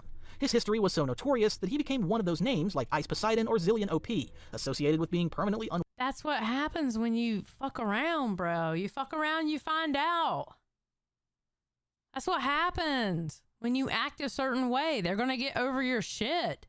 welcome on Twitch. The repeated bans forced LTG to migrate his audience to other platforms like YouTube Gaming and Trovo, but the damage was already done. Twitch is the central hub for fighting game content, and being cut out of it meant... Oh, Wingo equals Wings of Redemption. Oh, okay, thank you. El Diablo says his famous cast phrase is "get that ass banned" or GTAB. Oh. Well, damn. Losing legitimacy and exposure. Where others in the fighting game community built careers on Twitch, LTG was left fighting uphill battles on less prominent platforms, leaning heavily on his core audience of loyal fans and the endless network of troll channels. Bro, how'd you get banned off of Trovo? Of all places, fucking Trovo? Really? You know you done got fucked up. You know you done fucked up if you get banned from there. That kept his clips alive. After Twitch finally cut ties with him, YouTube became his primary platform and the stage on which he would cultivate the identity that defined the next phase of his career. No longer tethered to the restrictions of live moderation in the same way as Twitch, he found in YouTube both a wider audience and a looser structure that allowed his rants and theatrics to flourish. On YouTube, he began to double down on the very behaviors that had gotten him exiled elsewhere. His content leaned heavily on confrontation and spectacle, with videos centered not so much on fighting game skill, but on his anger, his rants, and his dismissals of others. Come on, Dale. Oh, man, I hate being on the screen with frogs. What's good, woman beater? You try to put that fake label on me? IRL is a duh. Unlike the polished guides and hype compilations of other FGC creators, his uploads were more like unfiltered theater. He would sit in front of a camera, stare directly at his audience, and cut promos reminiscent of professional wrestling heels. Bro, he's cooked. He can't do shit without somebody trolling his ass. Yeah, I get it. That's a nickname. It was a evolution of Poke Gaga. I didn't know that. I don't know anything about that shit, bro.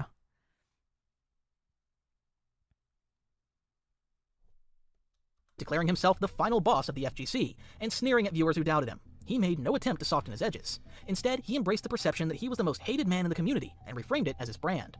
He understood that his viral appeal did not come from his wins, but from his meltdowns, insults, and tirades. You know what I bet? Not even trying to be funny when I say this. I bet you he's so good to his cats. I know this is really weird to say, but you know how he said he had 2 cats? I bet you he cuddles with his cats. I bet you he walks around the house and he cuddles his cats. Because he's such a dickhead online. That's his sweet spot, is his cats.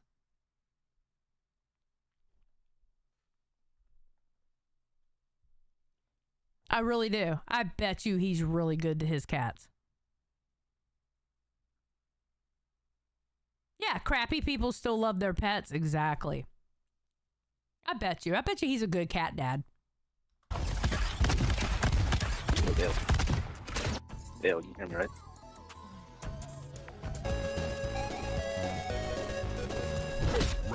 What's good, woman beater? Stop touching kids, you foul ass nigga. You nigga.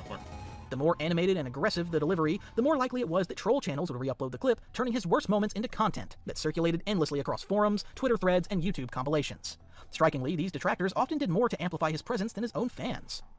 What's good, woman beater? Stop touching kids, you foul-ass nigga. You nigga. Bro, so the dude matches up with me, bro. If it's that much smoke, just meet up with me IRL. I'm tired of this, bro. Each loss, each embarrassing rage quit, each insult became fuel for his notoriety. Where another creator might crumble under the weight of ridicule, LTG twisted it into a self-sustaining loop of infamy. He also experimented with monetization in ways that reflected his abrasive persona. On YouTube streams, he was known for charging viewers to interact with him, gatekeeping his time behind donations and memberships, and berating those who contributed nothing. Ooh. Can you technically do that on YouTube? I don't know if you can technically do that.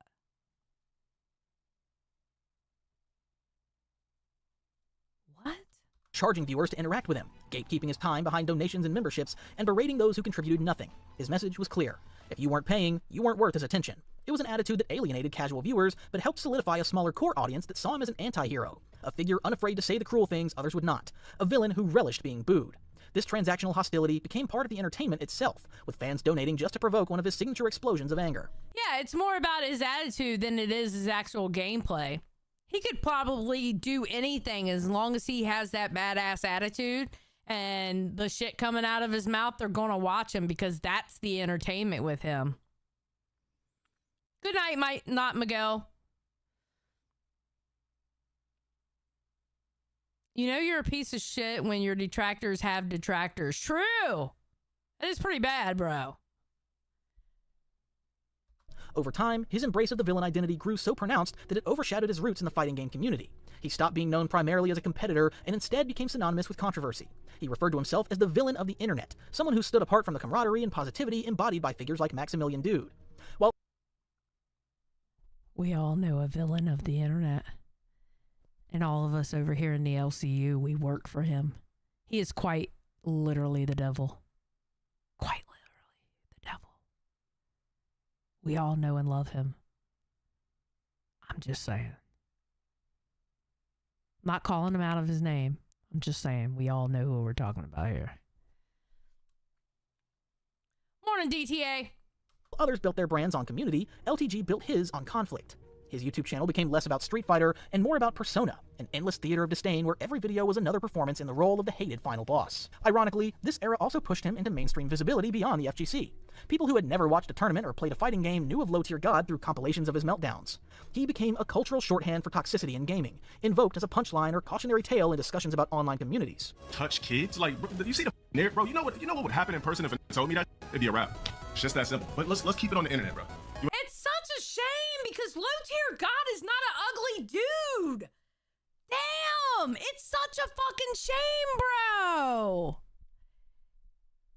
God damn it. He doesn't look like a Wings. He doesn't look like DSP. He doesn't look like Boogie. I mean, listen, I'm not a pretty bitch either, okay? But I mean, I can look at somebody and go, oh, they're a nice looking person, right?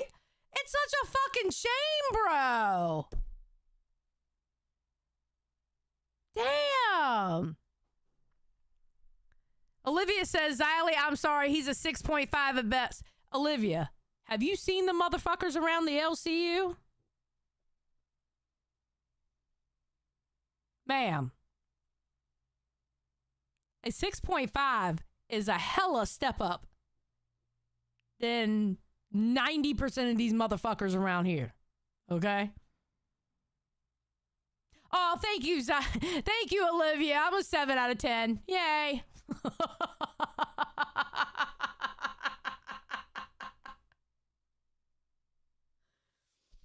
Oh, LowTierGod once told DSP he had to work on his sexy. I believe it. I 100% believe that. That sounds like something he would say.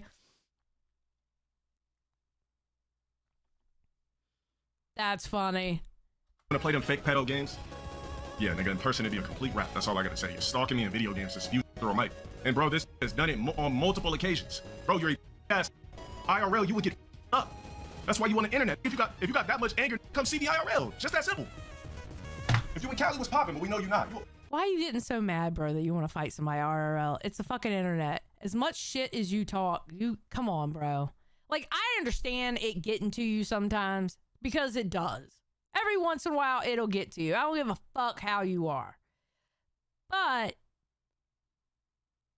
you know, to go so far as to tell him you want to fight him IRL, come on now.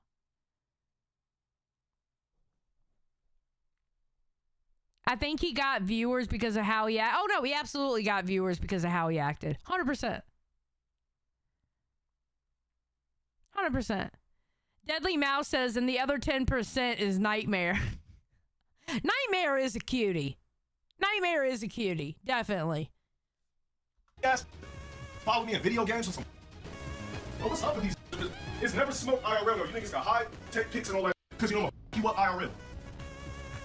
YouTube allowed him to reach audiences far larger than the insular world of fighting games, but it also cemented his reputation as infamous rather than respected. His presence was impossible to ignore, but it was defined almost entirely by negativity. Twitter was no kinder to him. His accounts were reportedly suspended for abusive behavior, often targeting other creators or communities. Each time he was removed, he attempted to return under a new handle. It was all that shit he talked. It was all that shit he talked. To be flagged and suspended again. What stood out was not just the number of times he lost accounts, but his refusal to temper his tone in order to preserve them. He would boast about Ricky, I missed you, buddy. How you doing?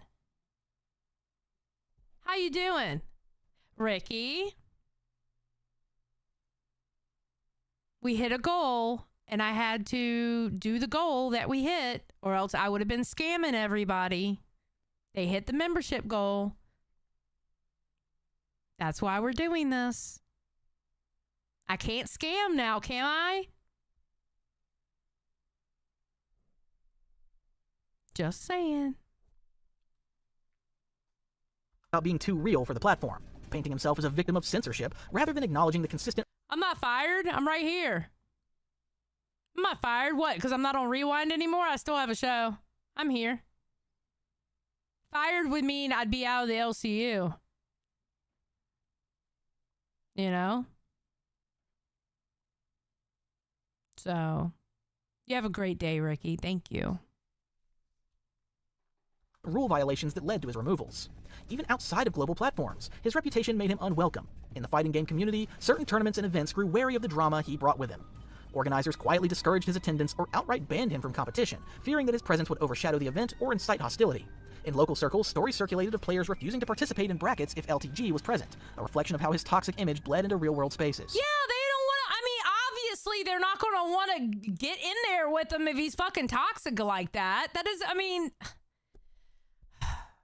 And another thing, too, it's like the players now are not the players that were 10 years ago. The players of 2015, most of them wouldn't have gave a shit. If anything, it would inspire them to beat him even more. The players today, they don't like that toxic shit. They're not going to, they don't handle that toxic shit talk. You know? Players today are totally different than 10 years ago, 20 years ago. You know?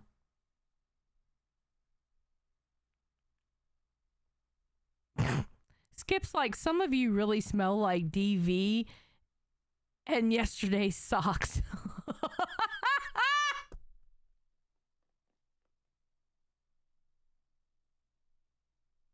Bitch, how do you come up with that shit? What the fuck is wrong with you?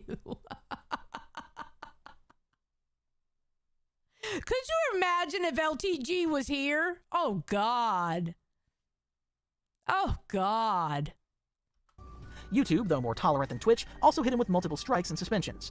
Videos were demonetized, streams were taken down, and in some cases, his channel faced temporary restrictions. The platform's automated systems frequently flagged his rants for harassment or hate speech, and detractors made a sport out of mass reporting his uploads.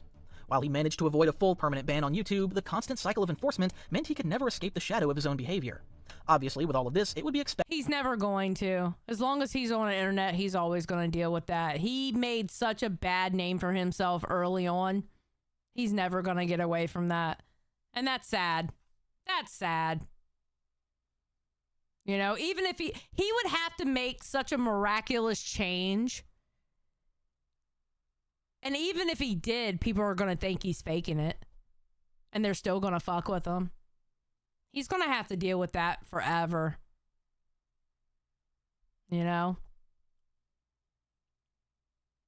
That his antics would lead to constant wars against other YouTubers, trolls, and detractor communities. If his Twitch... Julianne said put LTG and Yo Mama together. Oh my god. They would rain hell on the LCU if they were together. Holy shit. And tournament controversies gave him infamy, it was the endless cycle of feuds that cemented his place in internet lore. Some of his earliest feuds were with fellow members of the fighting game community who mocked his playstyle or his meltdowns. Players like Viscant, Broly Legs, and others would ridicule his overconfidence, pointing out that LTG often proclaimed himself superior despite middling competitive results. Rather than ignoring the criticism, LTG lashed back, recording angry videos in which he tore down their accomplishments, attacked their personal lives, and dared them to face him in sets. These exchanges circulated widely online, fueling his image as someone who thrived on conflict but rarely backed up his boasts with consistent victories. Over time, his most enduring enemies weren't fellow competitors, but YouTubers who built channels dedicated to mocking him. Damn, he's got the trolls after his ass. S1K. Hold on, let me put. I gotta copy your name. Hold on. I mean, although I technically could type that. I don't know why I copied it. S1K gave 1 gifted membership. Yes, S1K, and you're getting added to the wheel. Bam. Bam. You are in there, sir. Thank you very much. I appreciate it. Thank you. Scrimpy says, 09 COD MW2, Modern Warfare 2. Lobbies have given me the thick ass fuck skin. Oh yeah, 100%. 100%. Yeah, the wheel's getting full and we have the rest of the week. How full can we get it? I think pretty full. I would love to see how many I can actually fit on there. That would be funny as fuck. Creators and clip channels such as Detractor Productions, Just a Kid, and others thrived on re-uploading his most embarrassing meltdowns, often with commentary that amplified the comedy of his rage. These detractor channels were a constant thorn in LTG's side. He accused them of copyright theft, harassment, and obsession, ranting that they only existed because of him.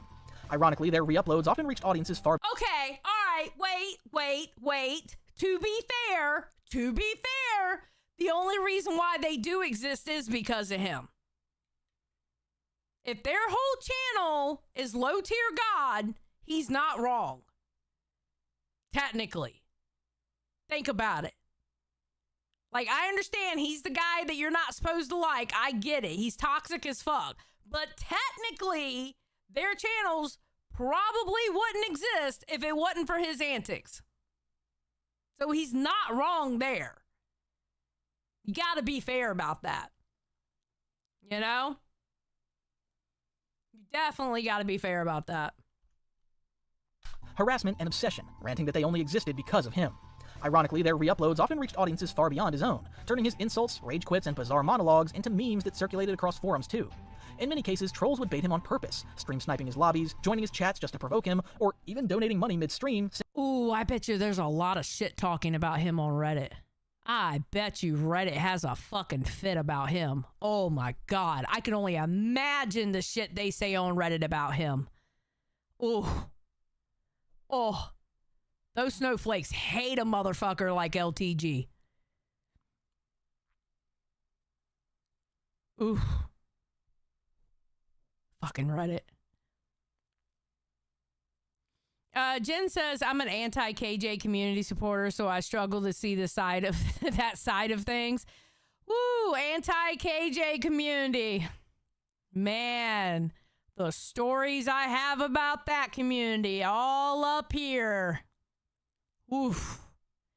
That is, I don't know how it is now, but in its heyday, that was a nasty ass community.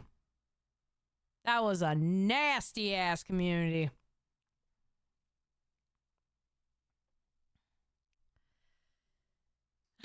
Skip said, that's the hood. Yeah, the anti-KJ community, that was definitely the hood. That was definitely the hood. And I dabbled in the hood for a little bit, and I was like, nope, I'm out. And once you motherfuckers started pulling out Google Maps on motherfuckers showing people's houses and telling people to go to their houses, or once y'all started showing Facebook pages of people's real names and shit, I'm like, nope, I'm out. I'm out, bitch. I'm out. Peace. Nope.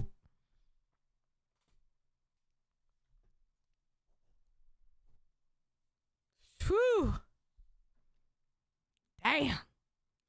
Well, Jen, I will say this, and you will hear me say this. I watch without a crystal ball. I have to admit it. I'll sit right here and I'll admit it to you. I watch without a crystal ball. And you know why? Because when Sister Wives is not on and they're in between seasons, she keeps me up to date with Sister Wives and what they're doing. She does all the fucking legwork for me. I see all the posts on Instagram, Twitter, Pinterest, wherever the fuck they post. I see it and I hear it all. And I love it. Because I love Sister Wives. I love that show. And she does all the legwork for me to keep up with everybody. So I have to admit, I watch her.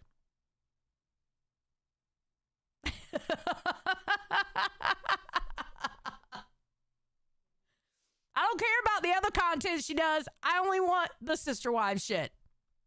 Simply to deliver an insult. In one instance, when he just got back from a long ban on Twitch, he allowed donors to show their profile photos on his screen after they donated. And someone thought it was slick to change their profile picture to something explicit. Then he made a donation, and when his NSFW profile appeared on screen, he reported the stream for streaming vile content, while he resulted in LTG getting banned again. Ban anybody talking. Okay, see, that's fucked up. That's fucked up. Why are you going to set somebody up like that? That's like people who stream on StreamYard. I never understood why people would do that. Especially if you put the link out in the chat. You're just asking for somebody to come up on panel and show their dick. Or show their boobs. You're just asking for somebody to do that. The trolls own LTG. Yeah, seems like it. You know? Thank you. I see somebody else here, some dude named Bormax, ban him. His response to detractors was always scorched earth. He would record lengthy tirades calling them nobodies, failed men, or dusty trolls living in their mom's basements. He threatened to take down their channels through copyright strikes. Don't do that. No, what are you doing? Stop, stop, stop. Don't do that. And sometimes even boasted about getting smaller detractors suspended. But the more he tried to silence them, the more fuel they had. Every rant was clipped, every meltdown uploaded, every ban evasion documented. Far from silencing his critics, his aggressive responses only made him more entertaining to them. LTG also found himself at odds with larger YouTubers and streamers outside the FGC. A notorious feud was his back and forth with Darkside Phil, another infamous internet personality. Both men, often derided for their saltiness and egos, became natural rivals in the eyes of the internet. Trolls would instigate by comparing them, creating parody content, or baiting one into talking about the other. LTG fueled the fire by mocking DSP as irrelevant, while detractors delighted in lumping them together as cautionary tales of failed internet egos. Podcast for 50 bands talk crazy about me. Nigga, all you have to do is just sit there with your goatee. Told you. And just talk. You mentioned the goatee. And you didn't want a free 50 bands? Like, bro, don't talk to me, bro. So what is he? Wait, so hold on. The later years of LowTierGod's story also saw him collide directly or indirectly with some of the biggest names in streaming and YouTube. Most notably Corey Kinchin, Gideon, and Kai Cenat. What made these clashes significant was not just who he picked fights with, but how they illustrated the gulf between LTG's dwindling relevance and the explosive growth of creators who represented the new wave of internet entertainment. The Corey Kinchin drama began. Okay, I'm gonna admit this too. I might as well go ahead and admit this. I love when Kai does his marathons. They are so fucking entertaining when Kai does his marathons. I love them. Especially when Drewski pulls up. I love me some Drewski. And I love his love shows that he puts on. I love me some Drewski. That's my homie.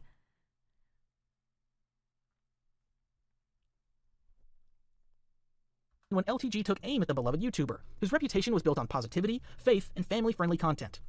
After Corey made a video calling out YouTube for being racist. In Corey's video, he alleges that YouTube was being racist and they played favorites among creators. I'm going to try my best to articulate this video as thoroughly, as plainly, as eloquently as possible. I don't want there to be any lost context. I don't want to just look like I'm coming out of nowhere having a temper tantrum because these things are happening. The allegations I am levying towards YouTube are extremely serious, and I'm taking this video extremely seriously. YouTube, you guys either play favorites, you are racist, or it's a mix of the two. These are the three options, YouTube. Which one is it? Other YouTubers like Gideon agreed with Corey and made videos to corroborate his claims, but LTG responded to this and described Corey as weak, saying that he has no reason to be complaining, and that if anyone should be pointing fingers at YouTube, it should be him. Alright, I'm gonna make it very clear. This is a conversation I'm not jumping in the middle of. However, I will say this. I mean, YouTube does kind of play favorites. I've seen it happen, like, right in front of our eyes. James Charles got a lot of things changed. We got rid of the, we no longer have the dislike button on videos or streams anymore. That's because of James Charles. Because he went and cried because he was getting downvoted so hard. We've seen it happen. You know what else changed because of James Charles? I'll tell you something else that's changed because of James Charles. Remember back in the day, what's it called? Social Blade. Remember when Social Blade used to show you in real time people's subscriptions? Yeah, that got changed because of James Charles too. Because when Bye Sister came out from Toddy Westbrook, there were literally at any given moment, 24 hours a day, at least 3 to 4 streams that all they had was James Charles Social Blade numbers, and people, thousands of people in a chat watching James Charles subscribers go down. Like, they bullied the fuck out of him. Just watching his numbers go down, and when it would hit like every 100 or every 100,000, people were like cheering in the chat and shit. Yeah, after that happened, yeah, Social Blade changed up their shit. We don't have real time shit on Social Blade anymore. It's because of James Charles. James Charles actually changed a lot on this platform because he cried. The no more than 3 streams on a streamer, which is a quiet rule or whatever. James Charles. It was it was aimed at the beauty drama community that would make like 6 to 12 videos in a row about somebody. No. James Charles actually changed a lot just for YouTube. Yep. Because he got bullied while trying to get in the DMs of 17-year-olds. Yeah. Hey, Corey Kenshin, what is wrong with you, bro? I am very disappointed. I don't care about you supporting me. Who cares? I ain't a go-getter. I live in California. I gotta get this money. I gotta survive. Everything I do is rebuttal. Oh, wait, is James Charles still making content? Yeah, he's over on TikTok. It should be him. Guy Corey Kenshin, what is wrong with you, bro? I am very disappointed. I don't care about you supporting me. Who cares? I ain't a go-getter. I live in California. I gotta get this money. I gotta survive. Everything I do is rebuttal. Everything I've ever done was rebuttal. Rose, everything literally is rebuttal. How hard is it for these people not to understand this? What the did I do in my past that would actually warrant this guy to say this? Somebody, yo. To LTG, Corey's success represented everything he felt cheated out of, like the mainstream recognition, sponsorships, and a loyal audience that he achieved by embodying the exact opposite of LTG's abrasive persona. The backlash was immediate. Corey Kenshin's fans, one of the most fiercely loyal communities on YouTube, flooded LTG's mentions and turned his criticism into another meme cycle. LTG's insults fell flat not because they lacked venom, but because Corey's image as a genuinely kind creator left little room for the kind of scandal or hypocrisy LTG usually. Oh yeah, you can't go after a creator that's like known as a nice guy. You're fucked. You're fucked. I remember when people were trying to go after Wendigoon. Oh, what was his name? The guy who oh my god, I did that stream on him. The guy who went after Wendigoon and was talking about all his friends, calling all his friends Nazis and shit. What was his name? Oh, he was the movie review guy. Oh my god. The reign of hell that dude got by making that god-awful video about Wendigoon. Praise and shadows. Thank you. In praise of shadows. When he tried to go after Wendigoon, YouTube's nice guy, mind you, okay? He is known as the nice guy of YouTube. When In Praise of Shadows tried to go after Wendigoon, cooked. Thank God we downloaded his video because he privated that shit. He got bodied where he was gone for months and then came back with a video going, okay, I see the problem with my video and what I said, and I'm very sorry. I do apologize to these people for saying this and to these people for saying this, and I apologize for taking things out of context. Yeah. Yes. Don't go after the nice guys. If they're known for, like, genuinely being nice people, leave them the fuck alone, because you're going to get hell rained down on you. Morning, Mama's the Bomb. Yes, motherfucker pulled the pin and forgot to throw the grenade, period. Yeah, I didn't know Wendigoon until he bitched on him. Love his videos. Yeah, that shit was crazy. Everybody was like, wait a minute. Why are you getting on Wendigoon? Wendigoon's a nice guy.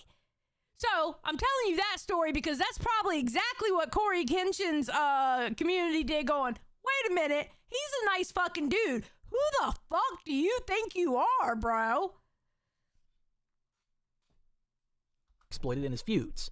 In the end, the feud painted LTG as bitter and out of touch, yelling at someone whose brand was nearly untouchable. With Gideon, the dynamic was even more lopsided. Gideon, a troll entertainer in his own right, thrived on pranks, raids, and chaos, all things LTG should have respected, given his own history of embracing infamy. You know, I didn't have the best introduction to you when we first met, because you were kind of on me, then you were on my homie Kai. Did I? But instead, LTG dismissed Gideon as another empty personality with no real substance, lashing into him as well for siding with Corey and calling out YouTube, once again pointing out that he is the real victim in all of this. I really don't understand why a guy like Gideon, that is very popular, that has a huge fan base, verified on multiple platforms, gets millions of views per video, and then he has a side clip channel video and endorsements, and can still stream on YouTube, has a problem with getting banned on Twitch. I want you to sub to my premium channel, and I'm upset because Twitch still didn't ban me after I got... Gideon's response was the opposite of Corey's. Rather than ignoring LTG, he and his fanbase laughed at him, treating him like a relic of an older internet era. Gideon even compared LTG to a meme fossil, someone remembered more for outbursts and bans than any real legacy. Trolls... Damn! Oh, shit! Rather than ignoring LTG, he and his fanbase laughed at him, treating him like a relic of an older internet era. Gideon even compared LTG to a meme fossil, someone remembered more for outbursts and bans than any real legacy. He clowned his ass. Wing Zero, welcome to Ban World. He clowned his ass. But that's what Gideon's gonna do. I've always liked Gideon. I did. I always liked Gideon. I remember when Hassan pulled that shit on Gideon. When Gideon went to that town in Arkansas. Oh, God, Hassan pissed me off with that. That motherfucker. Trolls happily clipped these jabs and fed them back into LTG's orbit, sparking endless angry rants from him. Hey, before I leave, man, I just want to let you know something. You might forget this interview, but I just hope that you don't forget the taste of my dick in your mouth. In essence, Gideon took LTG's whole act of rage, trolling, controversy... I respect it. I respect it. I can't even get mad at it. I fucking respect it. Did you see the look on his face when he did it? Watch LTG. Watch LTG. Angry rants from Watch him. his Hey, face. before I leave, man, I just want to let you know something. You might forget this interview, but I just hope that you don't forget the taste of my dick in your mouth. In essence, Gideon...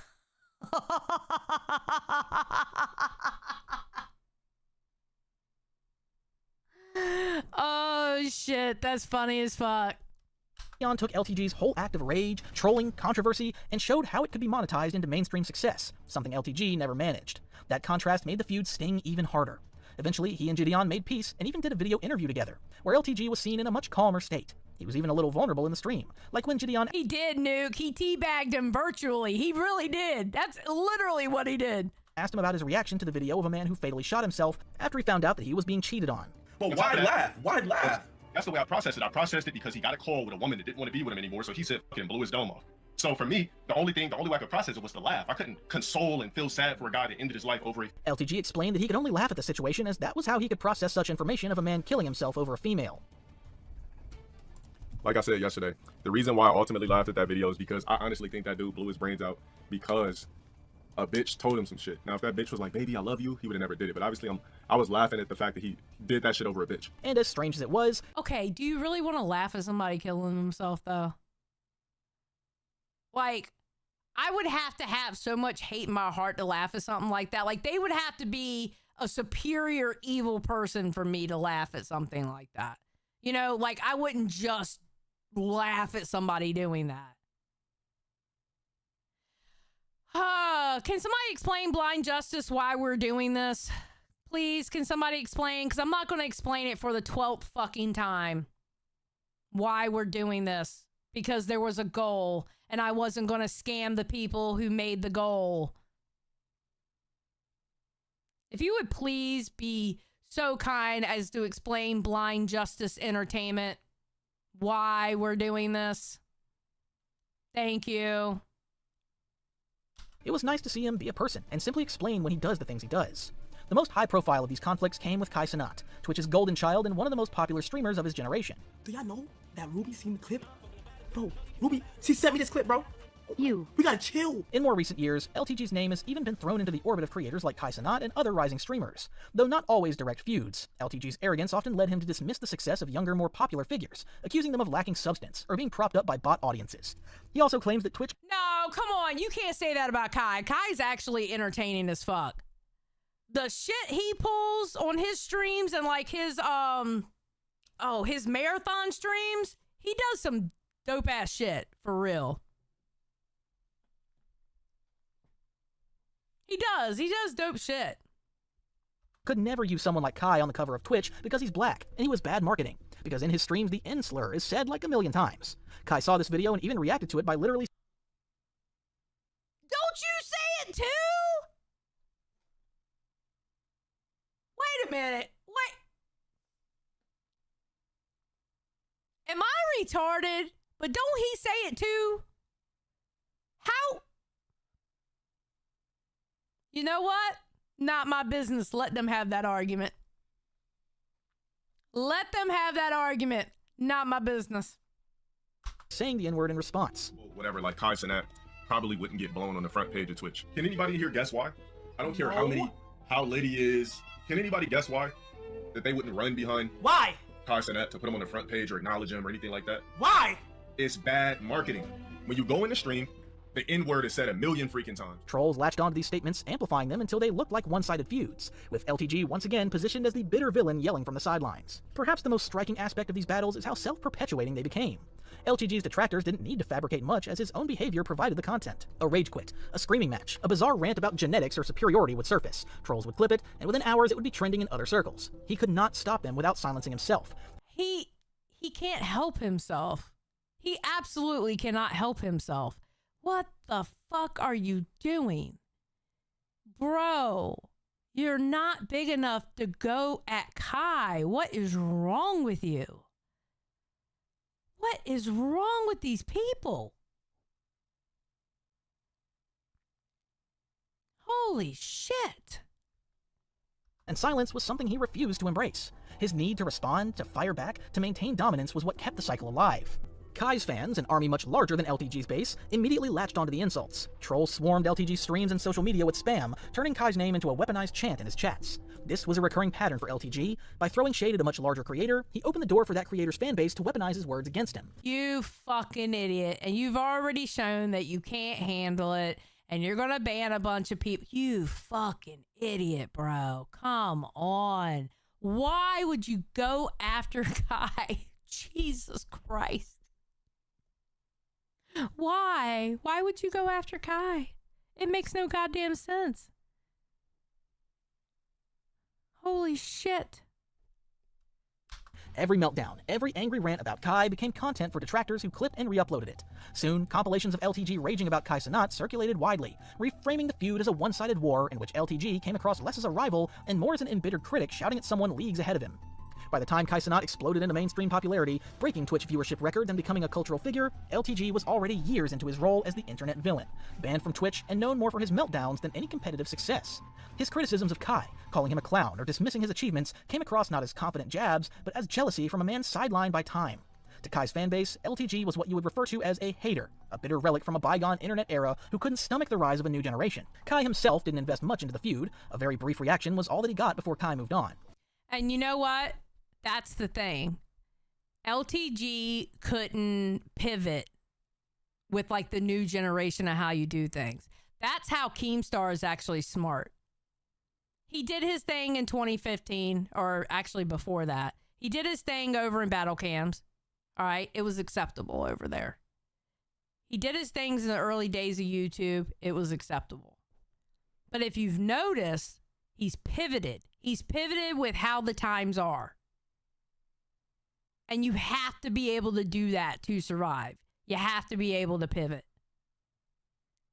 And it seems like LTG has not been able to pivot.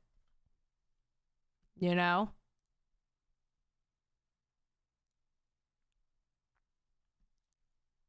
This act only deepened LTG's frustrations. Where LTG would launch into long tirades about Kai and his community, Kai largely ignored him or laughed it off, occasionally letting his fans clown on LTG in passing.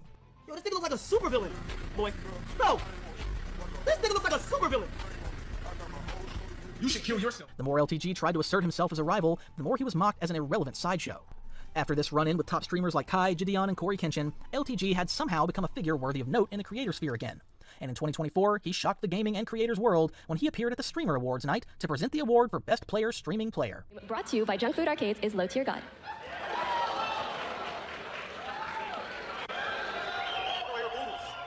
Oh shit, did you hear the crowd? They're like, what the fuck? Oh no, they weren't very happy to hear. Oh. Why do I hear boos? I hear a lot of boos. All right, let's step up the cheers. All right, this is a big surprise. Let's get it. Let's get it. All right. His announcement and subsequent walk up to the stage was met by an air of confusion, murmurs, and slight boos from the audience, but he was able to overcome that and get on with the presentation of the award. Brought to you by Junk Food Arcades is LowTierGod.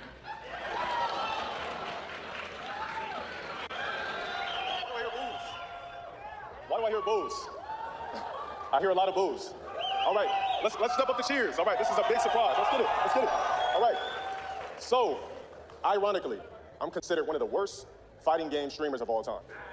But I'm here to present the Best Fighting Game Streamer Award. All right. Did you guys expect me to be here or? That same Poke? Same. That was awkward. I would have turned right back around and go, nope, and nope, right the fuck out. That was kind of fucked up. Holy shit. What a big surprise. What a big surprise. So, your Fighting Game Streamer of the Year award goes to, well, hold on, not yet. The nominees are Etois, Hungry Box, Maximilian Doom. I know, I have it, Rum. I have it in already. I put it in when I set the stream up. And Sajam. All right, drum rolls, please. All right. The suspense is killing me. Is it killing you? Right. The winner of the Best Fighting Game Streamer is Etois.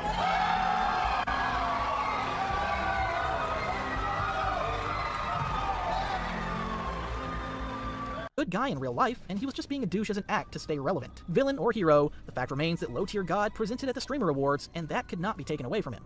You see, on the surface, LTG presents himself as the archetypal internet villain, who is an untouchable figure that thrives on hate, leans into cruelty, and who claims superiority in every possible way. He talks about himself as genetically gifted, mentally sharper, and spiritually beyond those who criticize him. Okay, wait a minute. All right, we gotta go. But, we pretty much got the meat and potatoes of everything. So, basically, what I'm gathering is, and I'm hoping for, is that he grew the fuck up. Hopefully he grew the fuck up. And he can continue to do things like that. And then eventually it'll get better for him. Oh yeah, no, I had it at 1.5. Yeah. No, it was almost done. I had a couple, 2 minutes left? Not even 2 minutes. It had like 1 minute and 15 left. So, we're good. We're at 150 likes. I'm happy with 150 likes. I'm good with that. So, new changes start tomorrow. I'm going to go to bed after this. I might stay up and get a couple of things done, but we're going to be, how do I put it? Starting a new way of doing streams here. You know? We're still going to talk about outside the LCU drama, though. Don't worry about that. We're going to talk about some LCU drama, too. You know? It might be one day where I just feel like calling out a bitch. It might be I'm talking about the main news story of the day. You know, in the LCU. But we're still going to do outside drama, too, and even that's going to get presented differently, and it's going to start tomorrow. So just make sure to tune in tomorrow, because we're going to burn this place down. You know? So, all right, guys, listen up. Don't forget, jackets actually should have dropped now. I don't know what time they drop, but thank you for coming out, and I will see y'all tomorrow. Peace out, everybody. Have a great day. Bye.